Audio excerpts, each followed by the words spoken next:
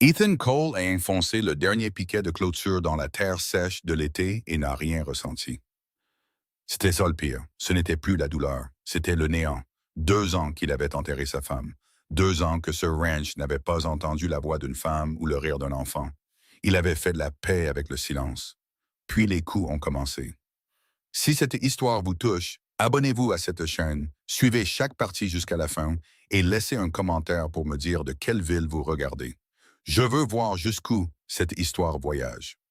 Les nuits d'été dans le comté de Harlan ne se rafraîchissaient pas comme les gens de l'Est s'y attendaient. Même après minuit, l'air restait lourd et tenace, retenant la chaleur du jour comme s'il avait une raison de le faire. Les peuplières deltoïdes le long du ruisseau étaient immobiles. Pas de brise, pas de soulagement. Ethan Cole était encore réveillé. Il était assis à la table de la cuisine, devant un verre d'eau à moitié vide qu'il n'avait pas touché depuis 1 heure. Ses mains étaient posées à plat sur le bois, ses yeux fixés sur le mur. Sur le mur, il y avait un petit portrait ovale. Une femme aux cheveux sombres et au sourire qu'il lui avait fallu 3 ans de cours pour mériter. Son nom était Ruth. Il ne regardait pas le portrait comme un homme regarde quelque chose qu'il aime. Il le regardait comme un homme regarde une blessure dont il n'attend plus la guérison. La bougie sur la table s'était consumée jusqu'à n'être plus qu'un bout. Il n'en avait pas allumé d'autres. Il était sur le point de se lever pour aller se coucher. Non pas qu'il s'attendait à dormir, ça, mais être allongé dans le noir valait mieux que d'y être assis. C'est alors qu'il l'a entendu. Un son si faible, si incertain que ce n'était presque pas un son. Toc, toc, toc. Les mains d'Ethan se sont immobilisées sur la table. Personne ne frappait à sa porte à minuit. Personne ne venait aussi loin après la tombée de la nuit. Son plus proche voisin était à 6 miles à l'est et la ville de Red Rock à 8 miles au sud.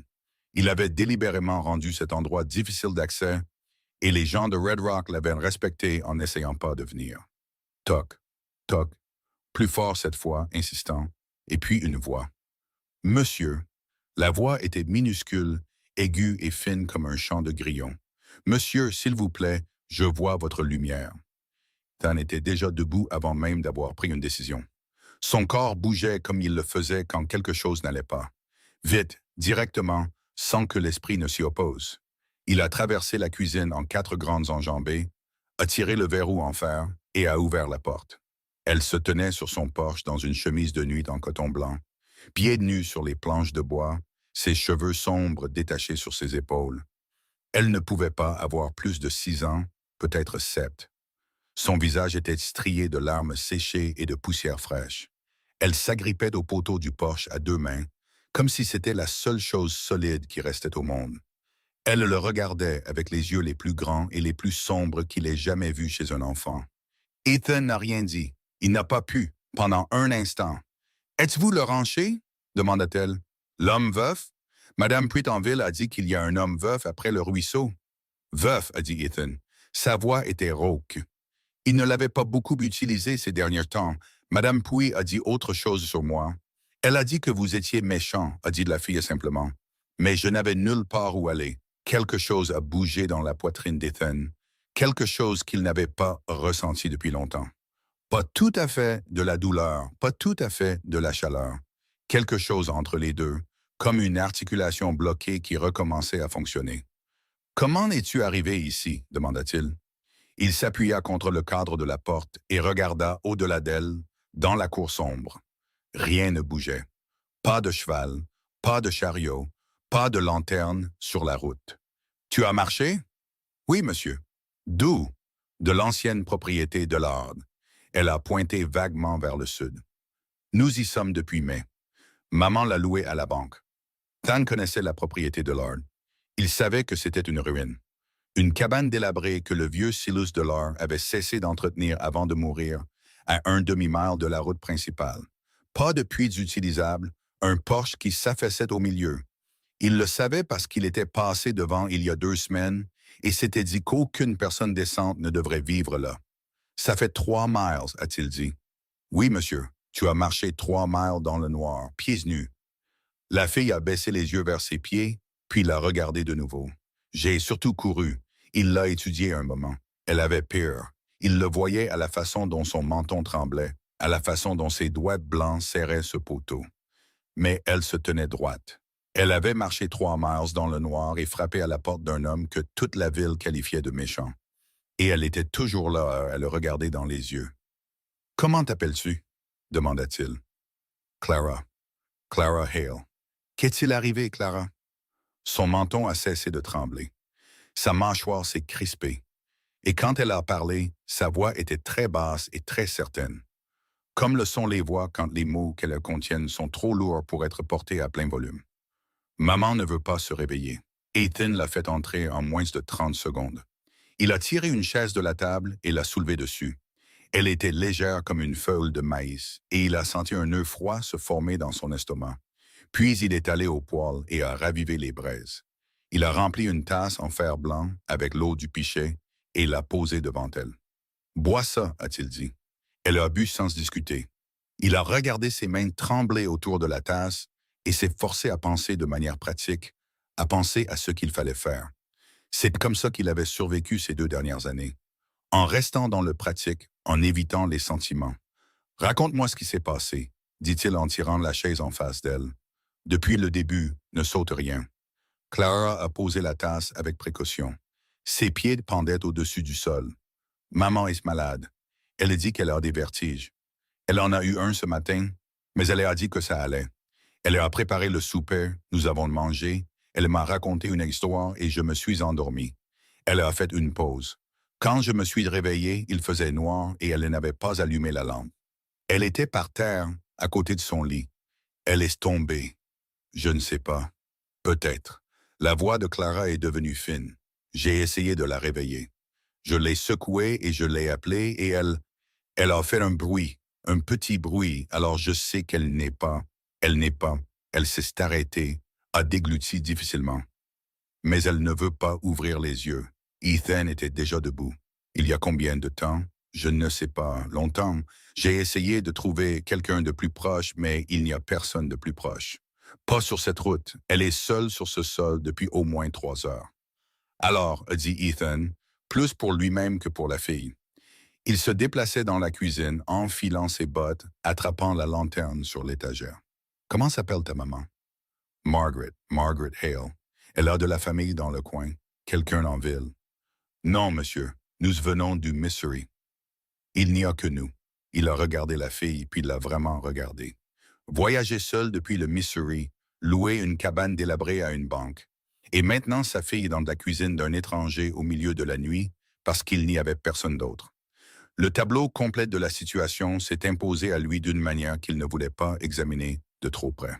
« D'accord, a-t-il dit, je vais aller voir ta maman. Tu vas rester ici. » Les yeux de Clara se sont écarquillés. « Je veux venir.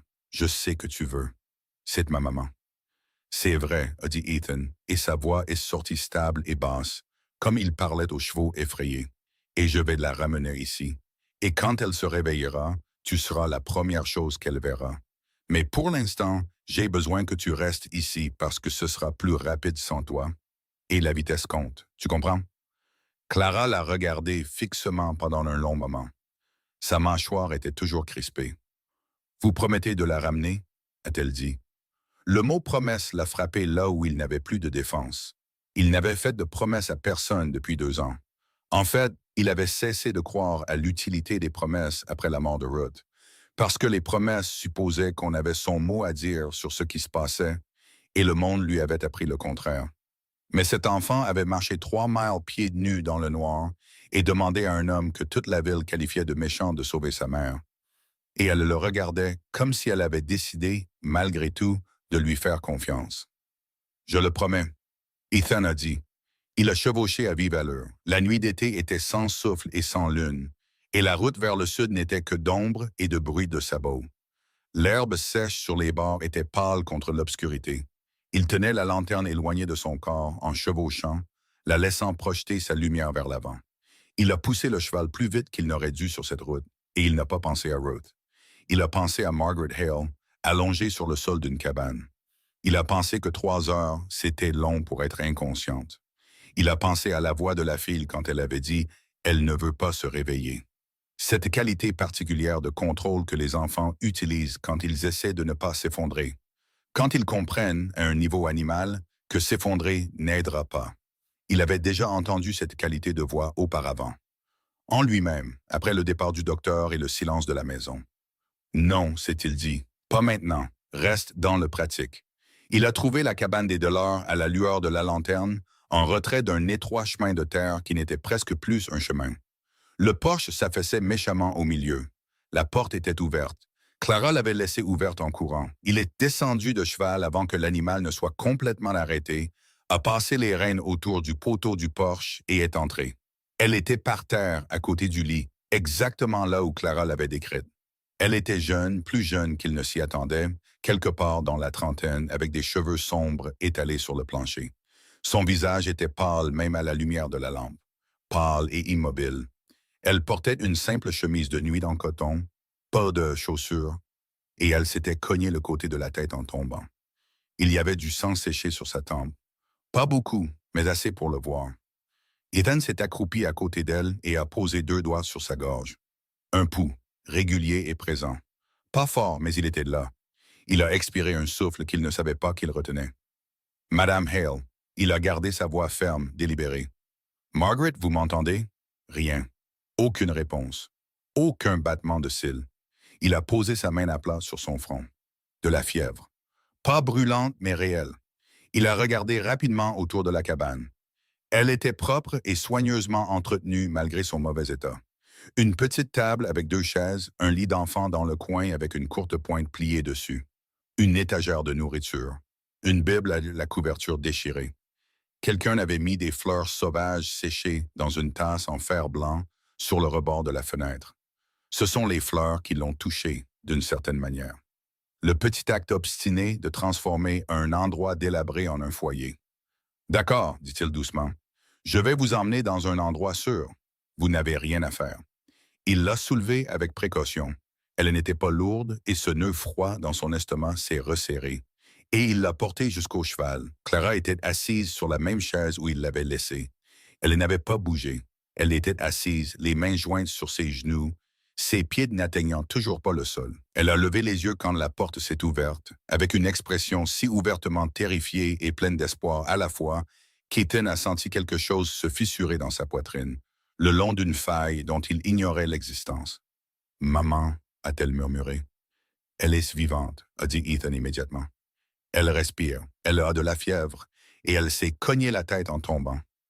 Mais elle est vivante. Clara est sautée de sa chaise et a traversé la pièce avant même qu'il ait fini sa phrase. Elle a pressé son visage contre le bras de sa mère, ses 2 mains agrippant sa manche. Elle a fait un petit bruit qui n'était ni un pleur ni un soulagement. C'était quelque chose au-delà des deux. Un son qui appartient à l'espace où la peur se brise. Ethan se tenait dans sa propre cuisine, tenant une femme qu'il ne connaissait pas. Il sentait les murs de la vie qu'il s'était construite se resserrer de tous côtés. « Elle va avoir besoin de s'allonger quelque part, dit-il. » Sa voix était bourrue. Il utilisait cette rudesse comme il utilisait la plupart des choses, comme quelque chose derrière quoi se cacher. Et elle va avoir besoin d'eau et je vais devoir faire venir le Dr. Ferris demain matin. « Je peux rester avec elle? » demanda Clara. Sa voix était étouffée contre le bras de sa mère. « Vous restez toutes les 2 ici, » a dit Ethan. Il n'a pas réfléchi à cette décision. Il l'a prise et a avancé. « Allez, montre-moi que tu peux marcher. Tes pieds t'ont posé des problèmes en venant. » Clara s'est retirée de sa mère et a regardé ses pieds. Ils étaient mal et dégratignés. Et sur le droit, il y avait une coupure le long de la voûte plantaire qu'elle n'avait pas mentionnée. « Un peu, a-t-elle admis. On va regarder ça aussi. » Puis il a porté Margaret dans la chambre du fond, la seule autre pièce de la maison où se trouvait son propre lit, dans lequel il n'avait pas dormi régulièrement depuis 2 ans. Il l'a déposée avec le même soin qu'il avait mis à la soulever. Il a tiré la courte pointe sur elle et a reculé. Il a regardé son visage un moment, pâle, immobile. Le sang séché sur sa tempe captait la lumière de la lampe. « Quelqu'un dépend d'elle, pensa-t-il. Elle n'a pas le droit de rester comme ça. » C'était une pensée irrationnelle. Il le savait. Les gens ne restaient pas ou ne partaient pas en fonction de qui avait besoin d'eux. Il le savait mieux que quiconque. Mais il l'a pensé quand même. « Monsieur. » Clara était apparue dans l'embrasure de la porte, une main sur le cadre, le regardant. « Quel est votre nom? Votre vrai nom? » Pas juste l'homme veuf, Ethan, a-t-il dit. Ethan Cole. Elle a considéré cela avec le sérieux grave d'une enfant décidant de faire confiance ou non à une information. Puis elle a hoché la tête une fois. Merci, Ethan Cole, a-t-elle dit. Il a passé le reste de la nuit sur la chaise de la cuisine. Il avait donné une couverture à l'enfant et l'avait installée sur le petit canapé près du mur, assez près de la chambre du fond pour qu'elle puisse entendre la respiration de sa mère si elle se réveillait effrayée. Il avait nettoyé son pied coupé avec de l'eau, l'avait enveloppé dans un linge propre et lui avait dit de ne pas s'appuyer dessus. Elle l'avait regardé avec ses yeux sombres et sérieux et avait dit « Oui, monsieur ». Puis elle s'était endormie en environ 4 minutes, comme le font les enfants, totalement et immédiatement, comme une bougie soufflée. Ethan est resté assis dans la cuisine et a écouté le silence de sa maison, qui, pour la première fois en 2 ans, n'était pas entièrement vide. Il a écouté le son des respirations venant de la chambre du fond. 2 paires. Celle de la femme, lente et superficielle. Celle de l'enfant, profonde et régulière. Un son qu'il n'avait pas entendu dans cette maison depuis Ruth. Il a regardé le portrait ovale sur le mur. « Je ne remplace rien, lui a-t-il dit, ou s'est-il dit à lui-même. Je ne fais rien d'autre que ce qui devait être fait. » La bougie s'était éteinte depuis longtemps. Il est resté assis dans le noir et s'est laissé écouter des respirations. Et quelque part vers 4 heures du matin, sans le vouloir, sans le décider, Ethan Cole s'est endormi sur sa chaise. Dehors, la nuit d'été pesait sur la terre sèche, immobile, chaude et étouffante. Et dans le petit ovale de lumière de la lampe qui avait brillé par la fenêtre de la cuisine, celui qui avait guidé une enfant pieds nus sur 3 miles à travers la campagne sombre, jusqu'à une porte qu'on lui avait dit appartenir à un homme méchant et brisé. La lumière s'est lentement éteinte, mais à ce moment-là, elle avait déjà trouvé ce qu'elle était venue chercher. Ethan s'est réveillé avec un torticolis et la lumière du soleil qui traversait durement la table de la cuisine. Pendant un instant de désorientation, il ne savait pas pourquoi il était sur la chaise. Puis il a entendu.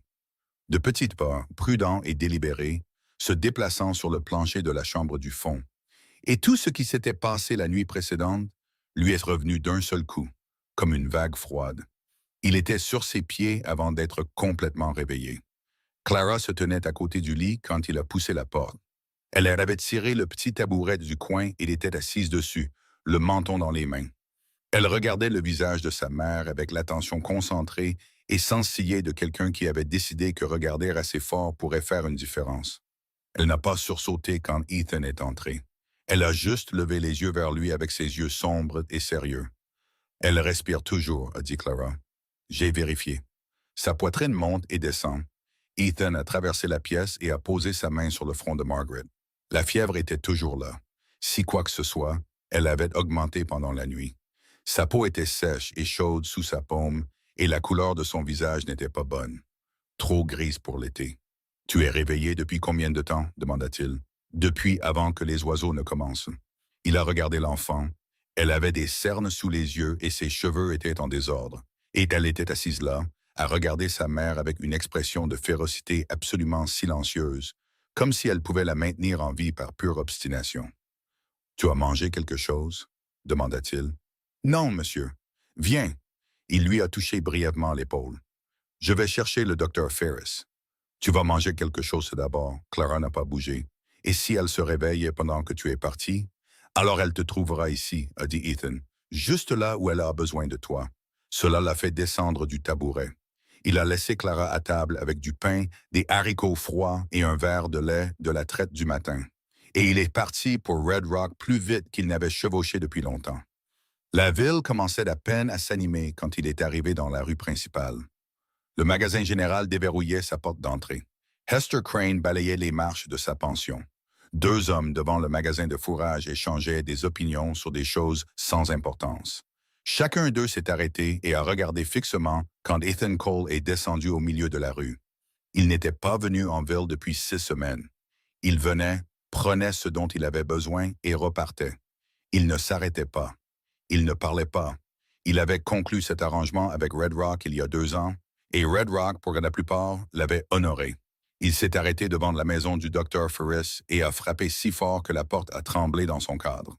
Le Dr. Ferris a ouvert en bretelles, une tasse de café à la main, les sourcils levés quelque part près de la racine de ses cheveux. C'était un homme compact, aux yeux vifs, dans la soixantaine, qui exerçait à Red Rock depuis 30 ans et avait vu la plupart des choses 2 fois.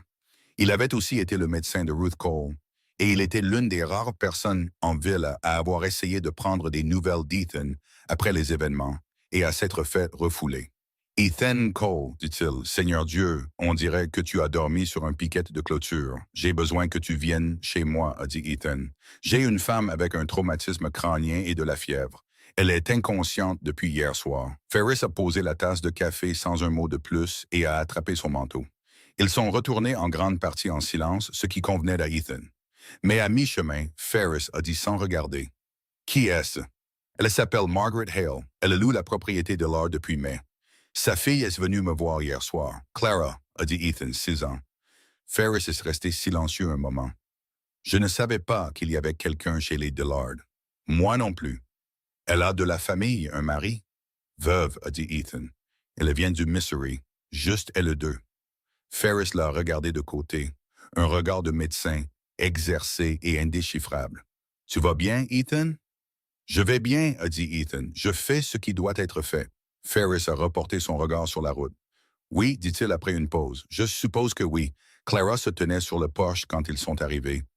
Elle avait les bras croisés sur sa poitrine et regardait la route avec une expression qui parvenait à être à la fois anxieuse et maîtresse d'elle-même.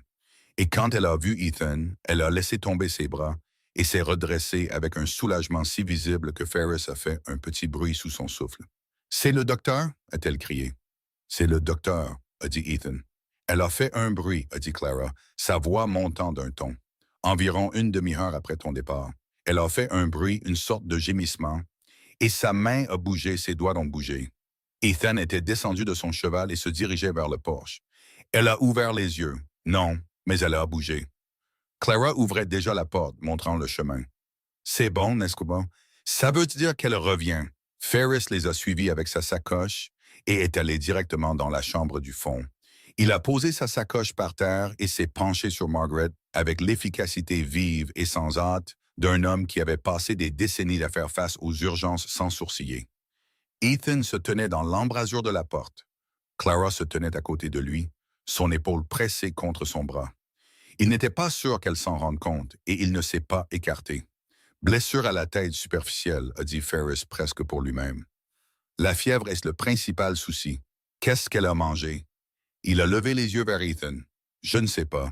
Je ne suis resté que quelques minutes à la cabane. L'endroit était propre et bien entretenu, mais il ne semblait pas y avoir grand-chose sur l'étagère.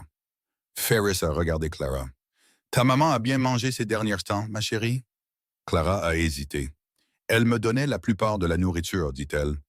Ou disait qu'elle n'avait pas faim. » Le silence qui a suivi cette phrase était de ceux qui ont du poids. La mâchoire de Ferris s'est crispée. Il s'est retourné vers sa patiente et a continué à travailler. Après une autre minute, il s'est redressé. « Elle est malnutrie, dit-il sèchement. Quelques semaines à ne pas manger assez. La chaleur de l'été a fait le reste. Les vertiges, la chute, le corps a juste lâché. Il a fait une pause. Elle s'en sortira, mais elle a besoin de repos et de manger. Et elle ne peut pas retourner dans cette cabane. Elle ne retourne pas dans cette cabane, a dit Ethan. Les mots sont sortis avec une certitude qui l'a légèrement surpris. Ferris l'a regardé de nouveau avec ce regard de médecin, mais il a seulement dit « Bien » et a commencé à écrire dans son petit carnet. Margaret Hale a ouvert les yeux à 11h47 du matin.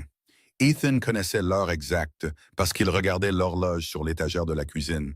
Comme un homme regarde le ciel quand le temps se gâte, non pas que regarder changerait quoi que ce soit, mais parce qu'il ne pouvait pas s'en empêcher. Il a entendu la voix de Clara depuis la chambre du fond. Un son aigu, haletant, pas tout à fait un mot. Puis une seconde voix, faible et confuse. Il était dans l'embrasure de la porte en 3 enjambées. Margaret essayait de s'asseoir. Clara avait les 2 mains sur le bras de sa mère et parlait vite et bas. Et les yeux de Margaret, sombres comme ceux de sa fille et en ce moment très grandes et très désorientées, parcouraient la pièce en balayage rapide et effrayé. « Maman, ça va. Tu es en sécurité. C'est la maison d'un homme gentil. Maman, arrête. »« Où? » La voix de Margaret était rauque et fine. « Où sommes-nous? » Clara. Quoi? Rallongez-vous, a dit Ethan. Toutes les deux l'ont regardé. Margaret a tressailli. Le tressaillement dur et involontaire d'une femme qui ne savait pas qui se tenait dans l'embrasure de la porte et ce qu'il voulait. Ethan a levé les deux mains, paumes en avant, et est resté dans l'embrasure. Il ne s'est pas approché. « Vous êtes dans mon ranch, dit-il, en gardant sa voix basse et égale. Je m'appelle Ethan Cole. Votre fille est venue me voir hier soir. Vous avez fait une chute et vous avez été malade. Le docteur est déjà venu. Vous êtes en sécurité. Il a fait une pause. C'est tout ce qu'il y a. Vous êtes en sécurité. » Margaret l'a regardé fixement. Sa respiration était rapide et superficielle. Il pouvait l'avoir calculée, comme le fait une personne effrayée qui essaie de savoir si la menace est réelle. « Clara, dit-elle sans quitter Ethan des yeux. Viens ici. » Clara s'est montée sur le lit et s'est pressée contre le côté de sa mère. Le bras de Margaret s'est enroulé autour d'elle avec une prise qui semblait douloureuse. Clara ne s'est pas plainte. « Vous êtes l'homme veuf, » a dit Margaret. « D'après le ruisseau. »« Oui, madame. Madame Pouy a dit que vous étiez méchant. Ethan a dit qu'elle avait dit la même chose à votre fille. Il a baissé les mains. Vous avez besoin d'eau et de manger quelque chose. Je peux vous l'apporter ou je peux vous laisser seul, comme vous préférez. Mais vous ne vous levez pas aujourd'hui. » Margaret l'a regardé pendant un long moment. Quelque chose dans son visage faisait le même travail que le visage de sa fille la nuit précédente. La mesure, la décision. « De l'eau, dit-elle finalement. S'il vous plaît. » Il a apporté de l'eau et un bol de bouillon qu'il avait mis à chauffer après le départ de Ferris. Il les a posés sur la table basse à côté du lit et s'est retiré dans l'embrasure de la porte. Il n'avait aucune intention de rester là à tourner en rond. Il n'était pas, de nature ou par habitude, un homme qui tourne en rond. Mais Clara est apparue dans la cuisine environ 20 minutes plus tard.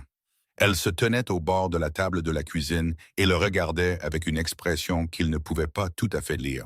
« Elle pleure, a dit Clara. Elle pleure quand elle pense que je ne l'entends pas. Elle fait ça depuis qu'on a quitté le Missouri. Elle l'a dit comme une enfant rapporte un fait important, direct, sérieux, pas tout à fait accusateur, mais pas tout à fait non plus. Elle ne veut pas que je sache qu'elle a peur. » Ethan est resté silencieux un moment. « Elle a le droit d'avoir peur, dit-il. Elle est dans la maison d'un étranger. Elle a été malade et elle a beaucoup de soucis. Je sais. » Clara est montée sur la chaise de la cuisine, la même sur laquelle elle s'était assise la nuit dernière, comme si elle se l'était déjà appropriée. Elle porte tout sur ses épaules depuis la mort de papa. Elle a vendu la ferme, elle a fait nos bagages et elle a dit qu'on allait trouver quelque chose de mieux. Elle a croisé les mains sur la table. Je l'ai entendu dire à quelqu'un au Missouri avant notre départ qu'elle avait besoin d'être quelque part où personne ne connaissait encore son nom. Ethan a regardé l'enfant. « Pourquoi ça? » La bouche de Clara s'est transformée en une ligne fine. « Je ne sais pas tout, dit-elle. Je sais qu'il y avait un homme. Pas un mauvais homme, a dit maman, juste un homme implacable. Il voulait acheter la ferme de papa. Et quand maman a dit non, il a trouvé d'autres moyens de nous rendre la vie difficile. Quel genre d'homme? Un banquier, a dit Clara. Son nom était Aldous Fitch. Il détenait les prêts de papa d'avant sa mort et il a dit que maman les lui devait. Et c'était vrai. Mais elle a dit que le chiffre qu'il lui avait donné était faux. Elle a dit que papa ne devait pas autant. Elle a regardé ses mains. Elle a payé ce qu'elle pouvait. Et puis il a commencé à envoyer des hommes, la nuit surtout. Le nœud froid qui avait élu domicile dans l'estomac d'Ethan la nuit dernière s'est resserré à nouveau. Elle est partie avant ou après que les hommes aient commencé à venir? Après, a dit Clara doucement. Une semaine après. Elle a fait une malle, acheté 2 billets de train et nous sommes partis avant le lever du soleil. Ethan est resté très immobile. Il s'était construit une vie de silence et de distance et il s'était dit pendant 2 ans que le monde de l'autre côté de sa clôture ne le concernait pas. Il avait enterré sa femme, enterré ses sentiments et enterré tout sentiment d'obligation envers quoi que ce soit au-delà de sa propre terre et de sa propre survie. Et maintenant, une fillette de 6 ans aux pieds sales était assise à sa table de cuisine, lui racontant que sa mère avait fui sur 1500 miles, un homme qui avait décidé que le deuil d'une veuve en faisait une cible pratique. Et elles avaient fini dans une cabane délabrée à 3 miles de sa porte parce qu'elles n'avaient plus d'autre endroit où aller. « Est-ce que ce Fitch sait où vous êtes allé? » demanda-t-il. Clara a levé les yeux. « Je ne sais pas. » Maman n'a rien dit. Elle a fait une pause. Mais elle a reçu une lettre il y a 2 semaines. Elle ne m'a pas dit ce qu'elle disait. Elle l'a brûlée dans le poêle et n'en a pas dit un mot de toute la journée. Il est retourné dans l'embrasure de la porte de la chambre du fond cet après-midi-là. Margaret était réveillée, appuyée contre la tête de lit, avec la courte pointe remontée, la tasse d'eau vide sur la table à côté d'elle. Elle avait repris des couleurs, pas beaucoup, mais un peu, et elle avait tressé ses cheveux, ce qui lui a dit qu'elle se sentait plus stable, car c'est une chose qu'une personne fait quand elle veut se sentir en ordre, même si elle ne l'est pas. Elle l'a regardé quand il est apparu dans l'embrasure. Elle n'a pas tressailli cette fois. Monsieur Cole, dit-elle. Madame Hale. Il s'est appuyé contre le cadre. Vous avez mangé le bouillon? Oui, merci. Elle a croisé les mains sur ses genoux. Ses articulations étaient légèrement rouges. Les mains d'une femme qui avait fait un travail dur sans assez d'aide. Je dois m'excuser pour les ennuis que nous vous avons causés. Pas d'ennui, a dit Ethan. Nous vous avons chassé de votre propre lit. J'ai déjà dormi sur cette chaise. Elle l'a regardé fixement. Elle avait la même qualité que sa fille, cette attention prudente et mesurée. Le sentiment d'une personne qui avait appris à lire les situations rapidement parce qu'elle le devait. Clara m'a raconté ce qu'elle a fait hier soir. Elle a dit qu'elle était venue ici seule dans le noir. Sa voix s'est crispée sur les 3 dernières minutes. Quand elle m'a dit ça, je n'ai pas les mots pour ce que j'ai ressenti. Elle a fait ce qu'elle avait à faire. Ethan a dit qu'elle avait un bon jugement pour son âge. Elle tient ça de son père. Quelque chose a traversé le visage de Margaret, rapide et privé. Il était ce genre d'homme. Quand quelque chose devait être fait, il le faisait. Il ne s'arrêtait pas pour calculer si c'était pratique. Ethan n'a rien dit. Il savait ce qu'elle faisait. Elle lui disait quelque chose sur elle-même, quelque chose sur la façon dont elle voulait être comprise en faisant référence à l'homme qu'elle avait perdu. Il reconnaissait cette impulsion parce qu'il l'avait eue lui-même avec des gens qui ne comprenaient pas pourquoi il était comme il était. Votre fille m'a dit que vous veniez du Missouri, dit-il, en gardant sa voix neutre, ne voulant pas trop insister. Quelque chose a changé dans l'expression de Margaret. Prudente maintenant, sur ses gardes. C'est exact, dit-elle. Elle a dit que vous aviez besoin d'un nouveau départ. C'est ça. Il a soutenu son regard un moment. Est-ce que le nouveau départ tient ses promesses? Un temps de silence. Elle le regarda avec des yeux qui travaillaient beaucoup derrière leur surface calme. C'était le cas, dit-elle, jusqu'à ce que je finisse sur votre sol. Je veux dire, y a-t-il quelque chose qui vous suit ici et que je devrais savoir, a dit Ethan. La franchise de la question a fait mouche. Il a regardé ses mains se crisper sur ses genoux, a regardé le calme prudent qu'elle arborait, se fissurer légèrement sur les bords. Monsieur Cole, Ethan, elle s'est arrêtée, l'a regardé à nouveau. Ethan, dit-elle, comme pour tester le mot, je ne veux pas amener mes problèmes à votre porte. Elle a frappé à ma porte hier soir, a-t-il dit, pieds nus et à 3 miles de nulle part. Je pense que vos ennuis sont déjà arrivés jusqu'à moi. Margaret l'a regardé fixement, puis, de manière inattendue et involontaire, elle a ri. C'était un rire court qui lui a échappé, pas tout à fait de l'humour et pas tout à fait de l'incrédulité. Et cela a transformé son visage d'une manière qui a pris Ethan au dépourvu. Juste un instant, dans cette demi-seconde sans défense, elle ressemblait à une femme qui avait autrefois ri souvent et qui était surprise de découvrir qu'elle le pouvait encore. Puis cela s'est estompé et ce qui l'a remplacé était plus compliqué. Il y a un homme au Missouri, dit-elle, un banquier. Il détenait des créances sur les terres de mon mari et quand Thomas est mort, il a décidé que la dette était plus importante qu'elle ne l'était en réalité. Quand j'ai protesté, il nous a rendu la vie difficile. Sa voix était égale, mais ses mains s'étaient de nouveau crispées sur ses genoux. Je suis parti. Je pensais que la distance suffirait. Elle a fait une pause. J'ai reçu une lettre il y a 2 semaines. Elle n'avait pas d'adresse de retour, mais j'ai reconnu l'écriture sur l'enveloppe. Aldous Fitch, a dit Ethan. Margaret est devenue très immobile. Clara m'a dit le nom, dit-il doucement. Elle ne vous trahissait pas, elle était inquiète. Margaret a baissé les yeux sur ses mains. Quand elle a relevé les yeux, son expression s'était transformée en quelque chose de plus vulnérable qu'elle n'avait probablement eu l'intention de montrer.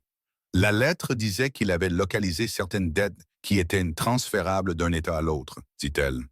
Il a dit que je devais les arriérer d'impôts de la propriété de l'or, ce qui n'est pas possible puisque je ne suis arrivé qu'en mai. Il a dit que si je ne parvenais pas à un arrangement avec lui, il avait les moyens de me faire expulser. Il menace de prendre la cabane, a dit Ethan. Il ne faudrait pas grand-chose, dit-elle. Un juge qui lui doit une faveur, un papier mal classé exprès. C'est comme ça que les hommes comme ça opèrent. Il n'est pas nécessaire de mentir. Il suffit de savoir à quelle porte frapper. Ethan est resté silencieux un long moment. « Quand aviez-vous prévu de partir ?» demanda-t-il. Elle a cligné des yeux. « Je vous demande pardon. Vous n'aviez pas l'intention de rester dans cette cabane et d'attendre d'être expulsé, dit-il. Vous êtes trop pratique pour ça. Vous pensiez déjà où aller ensuite. » Elle l'a étudié un moment avec une expression qui suggérait qu'elle était en train de recalibrer quelque chose. « Fin du mois, dit-elle finalement. J'ai assez d'économies pour des billets de train. Je pensais peut-être au Kansas, peut-être au Colorado. » Elle a jeté un coup d'œil vers la porte, vers le bruit de Clara qui bougeait dans la cuisine. Je ne le lui ai pas encore dit. Elle sait que quelque chose ne va pas. Ethan a dit qu'elle le savait depuis un moment. Elle a 6 ans. Elle a 6 ans et elle a marché 3 miles dans le noir parce qu'elle savait que si elle ne le faisait pas, il n'y aurait plus personne pour l'attendre à la maison, a dit Ethan. Pas méchamment, juste simplement. Elle en sait plus que vous ne le pensez. Margaret est restée silencieuse pendant longtemps. Quelque chose bougeait dans son visage qu'elle ne disait pas. Il pouvait le voir travailler. Quoi que ce soit, de la même manière que le temps travaille sous terre avant de faire surface. « Monsieur Cole, dit-elle, Ethan, pourquoi faites-vous ça? » Il a réfléchi à la question. Il s'était posé la même question aux petites heures de la nuit, assis dans la cuisine sombre, écoutant 2 personnes respirer. « Parce que ça devait être fait, dit-il. Et j'étais là. » Elle le regarda avec ses yeux sombres et fatigués. « Est-ce la seule raison? » Il n'a pas répondu. Il s'est écarté de l'embrasure de la porte et est retourné à la cuisine. Ce soir-là, juste avant le coucher du soleil, un cavalier est arrivé sur la route. Clara l'a vu la première. Elle était sur le porche. Ethan lui avait dit de ne pas mettre de poids sur son pied coupé, mais elle ignorait déjà cela. Elle est venue à la porte et a dit « Ethan, il y a quelqu'un qui arrive. » Il est sorti et a regardé. Le cavalier était Will Garrett, qui tenait le magasin de fourrage à Red Rock et s'était autoproclamé une sorte de notaire officieux des affaires des autres. C'était un homme mince aux yeux vifs et qui avait l'habitude de porter les nouvelles comme certains hommes portent une arme, bien en évidence. Il a arrêté son cheval au bas des marches du porche et a regardé Ethan avec l'excitation à peine dissimulée d'un homme qui avait été dépêché par la curiosité. « Ethan, dit-il, j'ai entendu dire que le docteur Ferris était ici ce matin. »« C'est exact, dit Ethan. J'ai entendu dire que tu as une femme et un enfant qui restent ici. » C'est exact. Les yeux de Garrett se sont portés sur Clara, qui se tenait dans l'embrasure de la porte. Puis de nouveau sur Ethan. La ville en parle. Les gens sont, eh bien, ils se posent des questions sur la situation. « Ah oui? » a dit Ethan. Sa voix était plate, égale et pas particulièrement engageante. « La femme, c'est celle qui loue la propriété de Lard. Margaret Hale. »« Oui. » Garrett s'est légèrement penché en avant sur sa selle. « Ethan, les gens disent qu'elle a des ennuis. Des ennuis juridiques. Quelque chose à propos de dettes qui la suivent depuis le Missouri. Un homme est passé il y a 2 jours pour poser des questions sur elle. La poitrine d'Ethan s'est glacée. Il demandait aux gens s'ils savaient où elle vivait, quelle était sa situation. Il l'a décrite assez précisément. Garrett a fait une pause. « J'ai pensé que tu devrais savoir, étant donné les circonstances, il y a 2 jours, alors que Margaret était déjà malade, déjà seule dans cette cabane, déjà à peine capable de se débrouiller, quelqu'un était à Red Rock en train de poser des questions. 2 jours, et elle ne le savait pas. Ou peut-être que si. Peut-être que c'est pour ça qu'elle s'était épuisée au travail. Peut-être que c'est pour ça qu'elle donnait de la nourriture à Clara. Qui était-ce? A dit Ethan. Il n'a pas donné de nom. Bien habillé pour la région, il avait une mallette de documents. Un avocat alors, ou quelqu'un qui travaille pour un avocat. Merci Will, a dit Ethan. Sa voix est sortie calme, le genre de calme qui, chez Ethan Cole, avait tendance à signifier les choses les plus fortes. Garrett sembla l'entendre. Il se redressa sur sa selle. Les gens ne savent pas quoi penser de ça, Ethan. Elle qui vient ici, toi qui l'accueilles. Je vais te dire ce que j'en pense, a dit Ethan. Une femme était malade et seule, et sa fille m'a demandé de l'aide. C'est tout ce qu'il y a. Ce que Red Rock en pense, c'est l'affaire de Red Rock. Garrett l'a regardé un moment, puis il a touché le bord de son chapeau. « Je pensais juste que tu devrais savoir pour l'homme qui posait des questions, » dit-il. Et il a tourné son cheval et est reparti sur la route. Clara est venue se tenir à côté d'Ethan. Elle regardait le cavalier qui s'éloignait. Cet homme en ville, dit-elle, il vient de la part de Fitch, n'est-ce que pas? Ethan a baissé les yeux vers elle. N'est-ce que pas? A-t-elle répété. Il ne lui a pas répondu, mais ils le savaient déjà tous les deux. Et de la chambre du fond de la maison, très doucement, est venu le son d'une femme qui avait entendu chaque mot, essayant très fort de ne faire aucun bruit. Ethan n'a pas dormi cette nuit-là non plus. Il est resté assis à la table de la cuisine avec la lampe baissée et la porte d'entrée verrouillée. Il a pensé à un homme bien habillé avec une mallette de documents qui était arrivé à Red Rock il y a 2 jours et avait posé des questions sur Margaret Hale. Il a pensé à la façon dont elle s'était tue dans cette chambre du fond quand Garrett parlait. Ce silence particulier d'une personne qui encaisse un coup et essaie de ne laisser personne l'entendre. Il a pensé au visage de Clara, ce petit visage sérieux qui comprenait trop de choses. Vers 2 heures du matin, il a entendu la porte de la chambre du fond s'ouvrir. Des pas doux ont traversé le sol. Margaret est apparue dans l'embrasure de la cuisine, enveloppée dans la courte pointe, sa tresse défaite par le sommeil, son visage pâle et composé à la lumière de la lampe. Elle l'a regardé assis à la table et elle n'a pas semblé surprise. « Vous saviez qu'il nous trouverait, » a dit Ethan. « Pas une accusation, juste un fait énoncé. J'espérais qu'il ne le ferait pas, dit-elle. J'ai eu tort d'espérer. » Elle s'est approchée lentement de la table. Elle était encore chancelante sur ses pieds, portant encore les restes de la fièvre dans la façon prudente dont elle bougeait. Elle s'est assise en face de lui. Elle a resserré la courte pointe. « Qu'allez-vous faire? Que voulez-vous dire? Vous avez entendu ce que Garrett a dit. Un homme avec une mallette de documents qui pose des questions.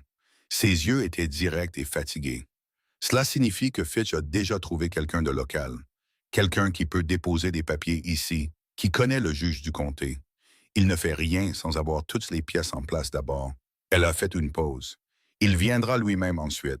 C'est comme ça qu'il travaille. Il envoie l'avocat d'abord, puis il vient faire l'offre en personne. Il aime regarder la chose qu'il prend. Ethan l'a étudié de l'autre côté de la table. « Depuis combien de temps avez-vous affaire à cet homme? » « 8 mois, dit-elle, après la mort de Thomas. 8 mois de lettres, de visites et d'hommes sur la route devant la maison la nuit. Quelque chose a bougé dans sa mâchoire. Il n'a jamais été violent. Il n'en a jamais eu besoin.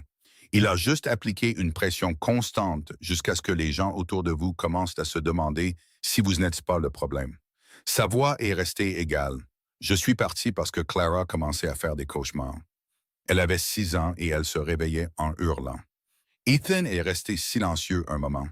Dehors, un coyote a appelé quelque part au-delà du ruisseau. Aucun d'eux n'a regardé vers le son. « Il veut la propriété de Lord », a demandé Ethan. « Spécifiquement. »« Il veut tout ce que j'ai », a dit Margaret. « C'est ce que je n'ai pas compris au début. Ce n'est pas une question de terrain. C'est le fait que j'ai dit non. » Elle a croisé son regard. Les hommes comme Aldous Fitch ne poursuivent pas une chose parce qu'elle a de la valeur. Ils la poursuivent parce que quelqu'un leur a dit qu'ils ne pouvaient pas l'avoir. Ethan a réfléchi à cela. « Le juge du comté, » dit-il. « Vous savez qui c'est? Je ne connais personne ici. Je suis ici depuis 4 mois et je suis à peine allé en ville. Son nom est Raymond Hall, a dit Ethan. Il est juge dans ce comté depuis 11 ans. Il a fait une pause. Lui et moi n'avons pas beaucoup de relations, mais je connais des gens qui en ont. » Margaret l'a regardé fixement. « Ethan, ce n'est pas votre combat. Elle a frappé à ma porte, dit-il. Vous me l'avez dit vous-même. Vos ennuis sont déjà arrivés jusqu'à moi. » Elle a presque souri, juste une seconde, au coin de sa bouche. Puis le sourire a disparu, remplacé par quelque chose de plus dur et de plus honnête. « Je ne veux pas que vous pensiez que j'ai besoin d'être sauvé. » Elle a dit. « Je veux être claire à ce sujet. Je ne suis pas une femme qui a besoin qu'un homme vienne régler les choses pour elle. »« Je sais, » a dit Ethan. « J'ai fui le Missouri seul. J'ai trouvé un endroit où vivre seul. Je nourris et protège Clara seule depuis 2 ans. »« Je le sais aussi, dit-il. Je n'essaie pas de vous sauver, Madame Hale. J'essaie de m'assurer qu'un homme qui utilise le papier et les avocats comme d'autres hommes utilisent leur poing n'entre pas dans ce comté et ne trouve pas les choses faciles. » Il s'est légèrement penché en avant. C'est une chose différente. Elle l'a regardé pendant un long moment. La lampe entre eux jetait son petit cercle de lumière. Et au-delà de ce cercle, la maison était sombre et silencieuse. Et quelque part dans la chambre du fond, Une petite fille dormait sans cauchemar pour la première fois depuis ce qu'Ethan soupçonnait être un long moment. D'accord, a dit Margaret enfin. De quoi avez-vous besoin de savoir? Elle a parlé pendant 1 heure. Elle lui a parlé des prêts, du montant initial, de ce qu'elle avait payé, de ce que Fitch prétendait être encore dû. Elle avait mémorisé les chiffres, comme une personne mémorise quelque chose qui l'a tenue éveillée trop de nuit. Elle lui a parlé des 2 hommes qui étaient venus à la ferme en octobre, après la tombée de la nuit, qui n'avaient rien fait d'autre que de se tenir sur la route et de regarder la maison jusqu'à ce qu'elle sorte sur le porche et reste là avec le vieux fusil de Thomas jusqu'à ce qu'il parte. Elle lui a parlé de la voisine au Missouri, une bonne femme nommée Ada Croft, qui avait cessé de lui parler en décembre parce que quelqu'un avait dit à Ada que Margaret Hale avait emprunté de l'argent à la moitié du comté et n'avait aucune intention de le rembourser. Rien de tout cela n'était vrai. Tout cela avait laissé des traces. La lettre qui est arrivée il y a 2 semaines, a dit Ethan. Celle que vous avez brûlée, que disait-elle exactement?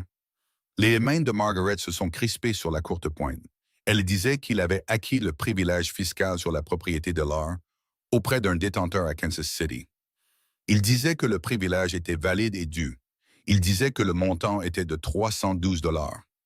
Elle a fait une pause. Il a dit que si je cédais la propriété à son agent désigné, il considérerait la dette comme réglée. Et si vous ne le faisiez pas, il déposerait une plainte auprès du tribunal du comté et me ferait expulser. Sa voix était très plate maintenant. La voix de quelqu'un qui récite quelque chose qu'il a examiné sous tous les angles et dont il a fini par trouver une issue. Il savait que je n'avais pas 300 $. Il savait que je ne pouvais pas contester une action en justice et il savait. Elle s'est arrêtée. Quoi? A dit Ethan. Il savait que j'étais seul, dit-elle doucement. Il a tenu à le préciser dans la lettre. Il a dit, je suis conscient que vous n'avez aucune relation locale et peu de ressources. Il l'a dit comme si c'était un fait. Ses yeux se sont levés vers les siens. C'était une menace. Déguisée en langage comptable, mais c'était une menace. Ethan s'est adossé à sa chaise. Il réfléchissait, et quand Ethan Cole réfléchissait intensément, son visage devenait très immobile. Une qualité qui pouvait être interprétée comme de l'indifférence par ceux qui ne le connaissaient pas, mais qui était en fait le contraire. « Il ne sait pas pour moi, a dit Ethan. Quoi? Il a envoyé un homme poser des questions, mais cet homme est venu il y a 2 jours, avant que Clara ne frappe à ma porte. Quoi que Fitch sache, il ne sait pas encore pour moi. Il a fait une pause. Il pense que vous n'avez aucune relation locale. Il l'a écrit dans la lettre. » Margaret le regardait attentivement. « À quoi pensez-vous? Je pense qu'il a fait sa première erreur, a dit Ethan. Le lendemain matin, il faisait déjà chaud à 7 heures, le genre de matin d'été qui arrive comme un marteau. Pas de gradation douce, pas de pitié d'1 heure matinale fraîche. Le ciel était blanc sur les bords et d'un bleu dur au milieu, et l'air sentait l'herbe sèche et la poussière. Tan était dans la cour quand il a entendu le cheval arriver sur la route. Pas Garrett cette fois. 2 cavaliers. Il connaissait l'un d'eux, Sam Briggs, qui tenait le petit cabinet d'avocat de Red Rock. Un homme prudent et silencieux qui prenait son travail au sérieux et gardait ses opinions pour lui, c'est pourquoi Ethan avait pour lui un respect qu'il avait pour peu de gens en ville. Le second cavalier, il ne le connaissait pas. Le second cavalier était habillé pour un autre endroit que le comté de Harlan. Manteau sombre sous la chaleur de l'été, mallette de documents attachée à la selle. Ethan s'est approché de la clôture, s'est arrêté, les mains le long du corps et a attendu. Briggs s'est arrêté le premier.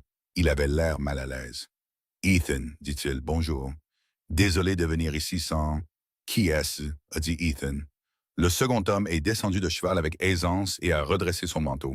Il avait peut-être 45 ans, avec un visage à l'amabilité contrôlée de quelqu'un qui a fait carrière en se faisant sous-estimer. « Monsieur Cole, je m'appelle Percy Staves. Je représente les intérêts d'un client du Missouri qui détient un privilège fiscal valide sur la propriété de Lord, actuellement occupé par une certaine Margaret Hale. Il a sorti un document plié de sa mallette avec l'aisance d'un croupier de cartes. Je suis ici pour présenter cette notification de... Madame Hale est une invitée dans ma maison, a dit Ethan. Staves a fait une pause. Juste un instant. Puis l'amabilité contrôlée a refait surface. Je comprends. Je ne suis pas ici pour déranger qui que ce soit, Monsieur Cole. J'ai simplement besoin de... Vous avez besoin de présenter un document légal, a dit Ethan. À une femme qui est actuellement sous les soins d'un médecin pour épuisement et fièvre dans ma maison. Il a regardé le document dans la main de Staves, puis le visage de l'homme. Votre client sait-il qu'elle était malade? L'amabilité de Staves a vacillé. Je n'étais pas au courant. Il y a 2 jours, votre client vous a envoyé en ville pour poser des questions sur Margaret Hale. Ethan a dit, vous avez découvert où elle vivait. Vous avez découvert qu'elle était seule. Ce que vous n'avez apparemment pas découvert parce que c'est arrivé après que vous ayez commencé à poser des questions, c'est qu'elle s'est effondrée d'épuisement et de fièvre, et qu'elle est sous mes soins depuis. Il a fait une pause. Alors, je vous le demande à nouveau, votre client le sait-il? Sam Briggs regardait très attentivement le pommeau de sa selle. Staves a replié le document dans sa mallette. Son expression avait changé. L'amabilité était toujours là, mais quelque chose en dessous s'était recalibré. Monsieur Cole, la question juridique du privilège ne change pas, que la question juridique du privilège, a dit Ethan, est quelque chose que j'aimerais que mon propre avocat examine avant que quiconque ne présente quoi que ce soit à qui que ce soit. Sam, il a regardé Briggs. Tu es disponible cette semaine? Briggs a levé les yeux de son pommeau de sel. Quelque chose dans ses yeux qui aurait pu être du soulagement. Oui, dit-il, je le suis. Bien, Ethan a regardé Staves. Alors je vous demanderai de nous accorder la courtoisie de quelques jours avant toute présentation formelle. La femme est malade. Elle ne va nulle part. Votre document peut attendre. Il a soutenu le regard de l'homme. Il peut attendre, monsieur Staves? Un long silence. Staves réévaluait la situation. Ethan pouvait le voir derrière ses yeux aimables et observateurs. Il était venu en s'attendant à trouver une femme seule et avait trouvé autre chose sur son chemin. Il décidait de ce que cela signifiait pour son calendrier.